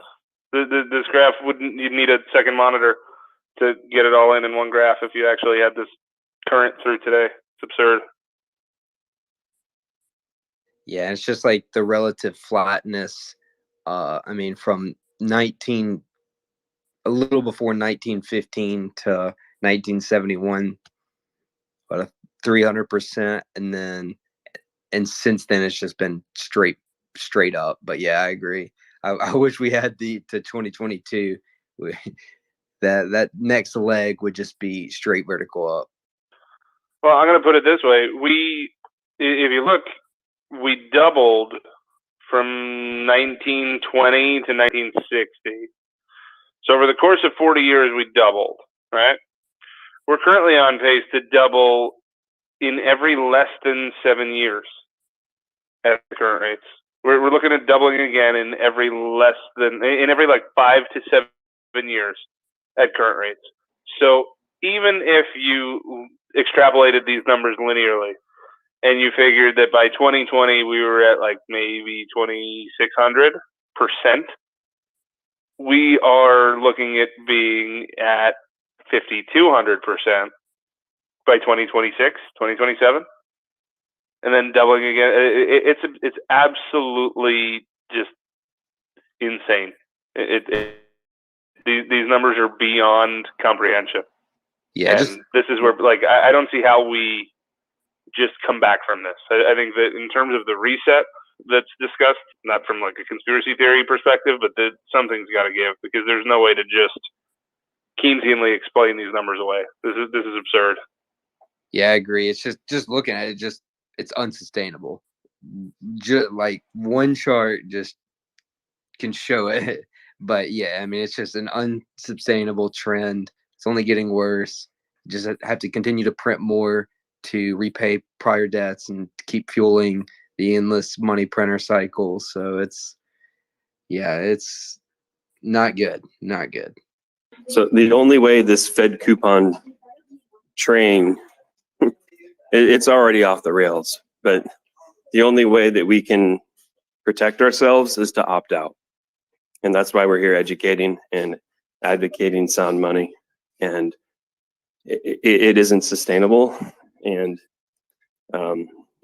the Fed governors or directors have all kind of indicated, yeah, it's a faith-based system, right? It's literally just by decree, and it only has value because we have a shared social construct that the pieces of paper with dead presidents on them mean something and can be exchanged for goods or paying taxes, but they're not really worth anything other than the because our time is constantly being stolen from us, because what we're paid in our time for, if we don't opt out and convert them right away, continues to rob us of our time. And so we have to opt out. It's the only way that you can get any kind of time back. Otherwise, you're going to be a slave till your deathbed. Absolutely. Gary and Powell are just going to keep on protecting us, huh?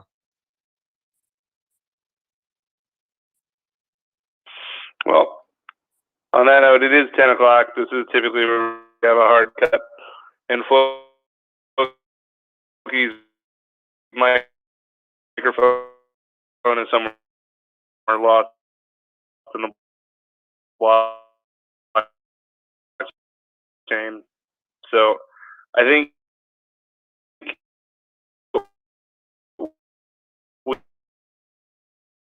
we are going to do is the first time kind of, at least amongst ourselves, find consensus on what's caused and what's correlated. I think we should wrap here, and we can repackage the remaining infographics for another round of this next week. I think this was fun, but I don't want to see us sell the rest of it short and try to rush through it, because I think that a lot of the meaty stuff, especially socioeconomically, falls at the end of these charts and things that are definitely ripe for discussion. And I'd like to see, hopefully, people bring some varying perspectives and people that come from different walks of life come and share their opinions on the matter as well, so that we're not just an echo chamber here. But with that being said, I think everybody should hopefully watch the videos that Floki tweeted. And Pepe, if you want to kind of take us around the horn just for closing thoughts, I think we pick this back up next week. I think this is a topic that is far too relevant for us to rush. Yeah, no, and I totally agree. We love hearing from people, and we try to be as diverse and well-rounded panel as possible. But yeah, obviously we need we want more perspective. Everybody has a different path to what led them here. So, all the input, we love hearing from the community. So I absolutely look forward to that. But yeah, I'll pass the mics around to everybody, do kind of a closing. I'll start with you, Frankie. It's been a little bit since we heard from you. So yeah, Pepe. Yeah, I know we've gone through a lot of graphs and statistics. I think I'll just leave, one more statistic for you until next week. So M2 money supply, cash coins, demand, and safe deposits doubled in the last 11 years. Well, from 2008, 35 trillion to 70 trillion in 2019. I would say in the last 2 years, that's probably increased another 20 trillion. So we're approaching that beautiful $100 trillion mark. So I don't know where the end in sight is, but that's why we're in crypto. no doubt, and appreciate you as always being up here and sharing current events.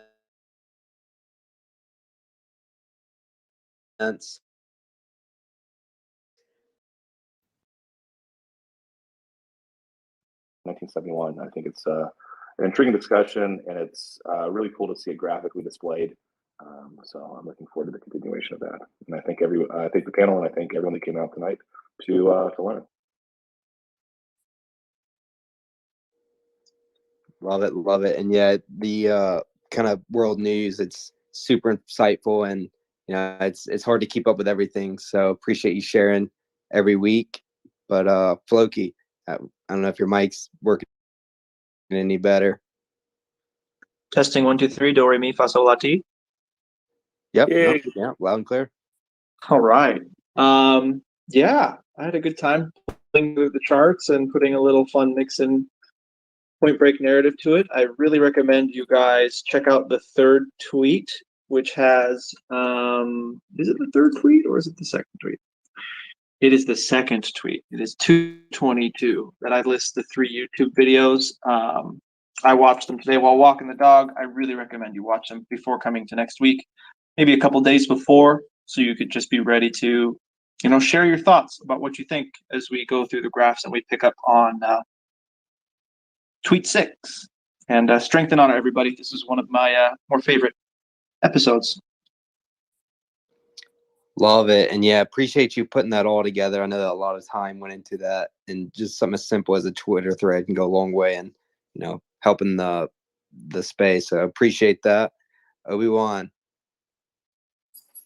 Yeah, I think I kind of gave some pretty good closing comments a minute ago, but yeah, if that doesn't motivate you to go buy some Bitcoin or some VGX or Luna, then I don't know.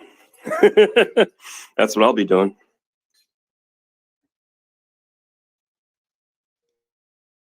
Love it. Love it. Michael. As always, it's been fun. I enjoyed this one a lot. Thank you to Marty for popping up on the paddle and sharing your insight. I don't know if you're already a VGX hero, but if you are not, I'm going to ask that maybe you come join our community. And the striking resemblance between your voice and Aldo's just makes me hope that you'll become the hero of Aldo's dad and at least be our mythical Aldo's dad in the VGX Heroes community. And in the spirit of Wonder Woman and Crypto Daddy Pigs running jokes of everything being the title of their junior high school bands and everything, I appreciate Wonder Woman coming up. 11 straight white males and Wonder Woman was the name of our junior high school recorder band. So I appreciate you coming up here and helping balance us out, Wonder Woman. We tried our best, but we came up awfully straight white male tonight. Yeah, I appreciate you as well, Wonder Woman. You can give us a quick farewell. Oh, sure, yeah. Michael, you can't help being a straight white male. It's okay. But I also really appreciate chatting up here. And in the spirit of what Michael said earlier, being able to analyze and look at things not with an immediate judgment of if it's left or right, but just looking at it in this entire societal paradigm feels like a really important thing that we're doing in this space. So yeah, and this is an amazing space. Thank you to the whole education team. Love it. Love it. And Sun Tzu, get us out of here, my friend. You guys ever, do you remember what it felt like the first time, you got rugged? No, Well, I don't know. What are you talking about? It's always funny how sometimes you can recreate that experience.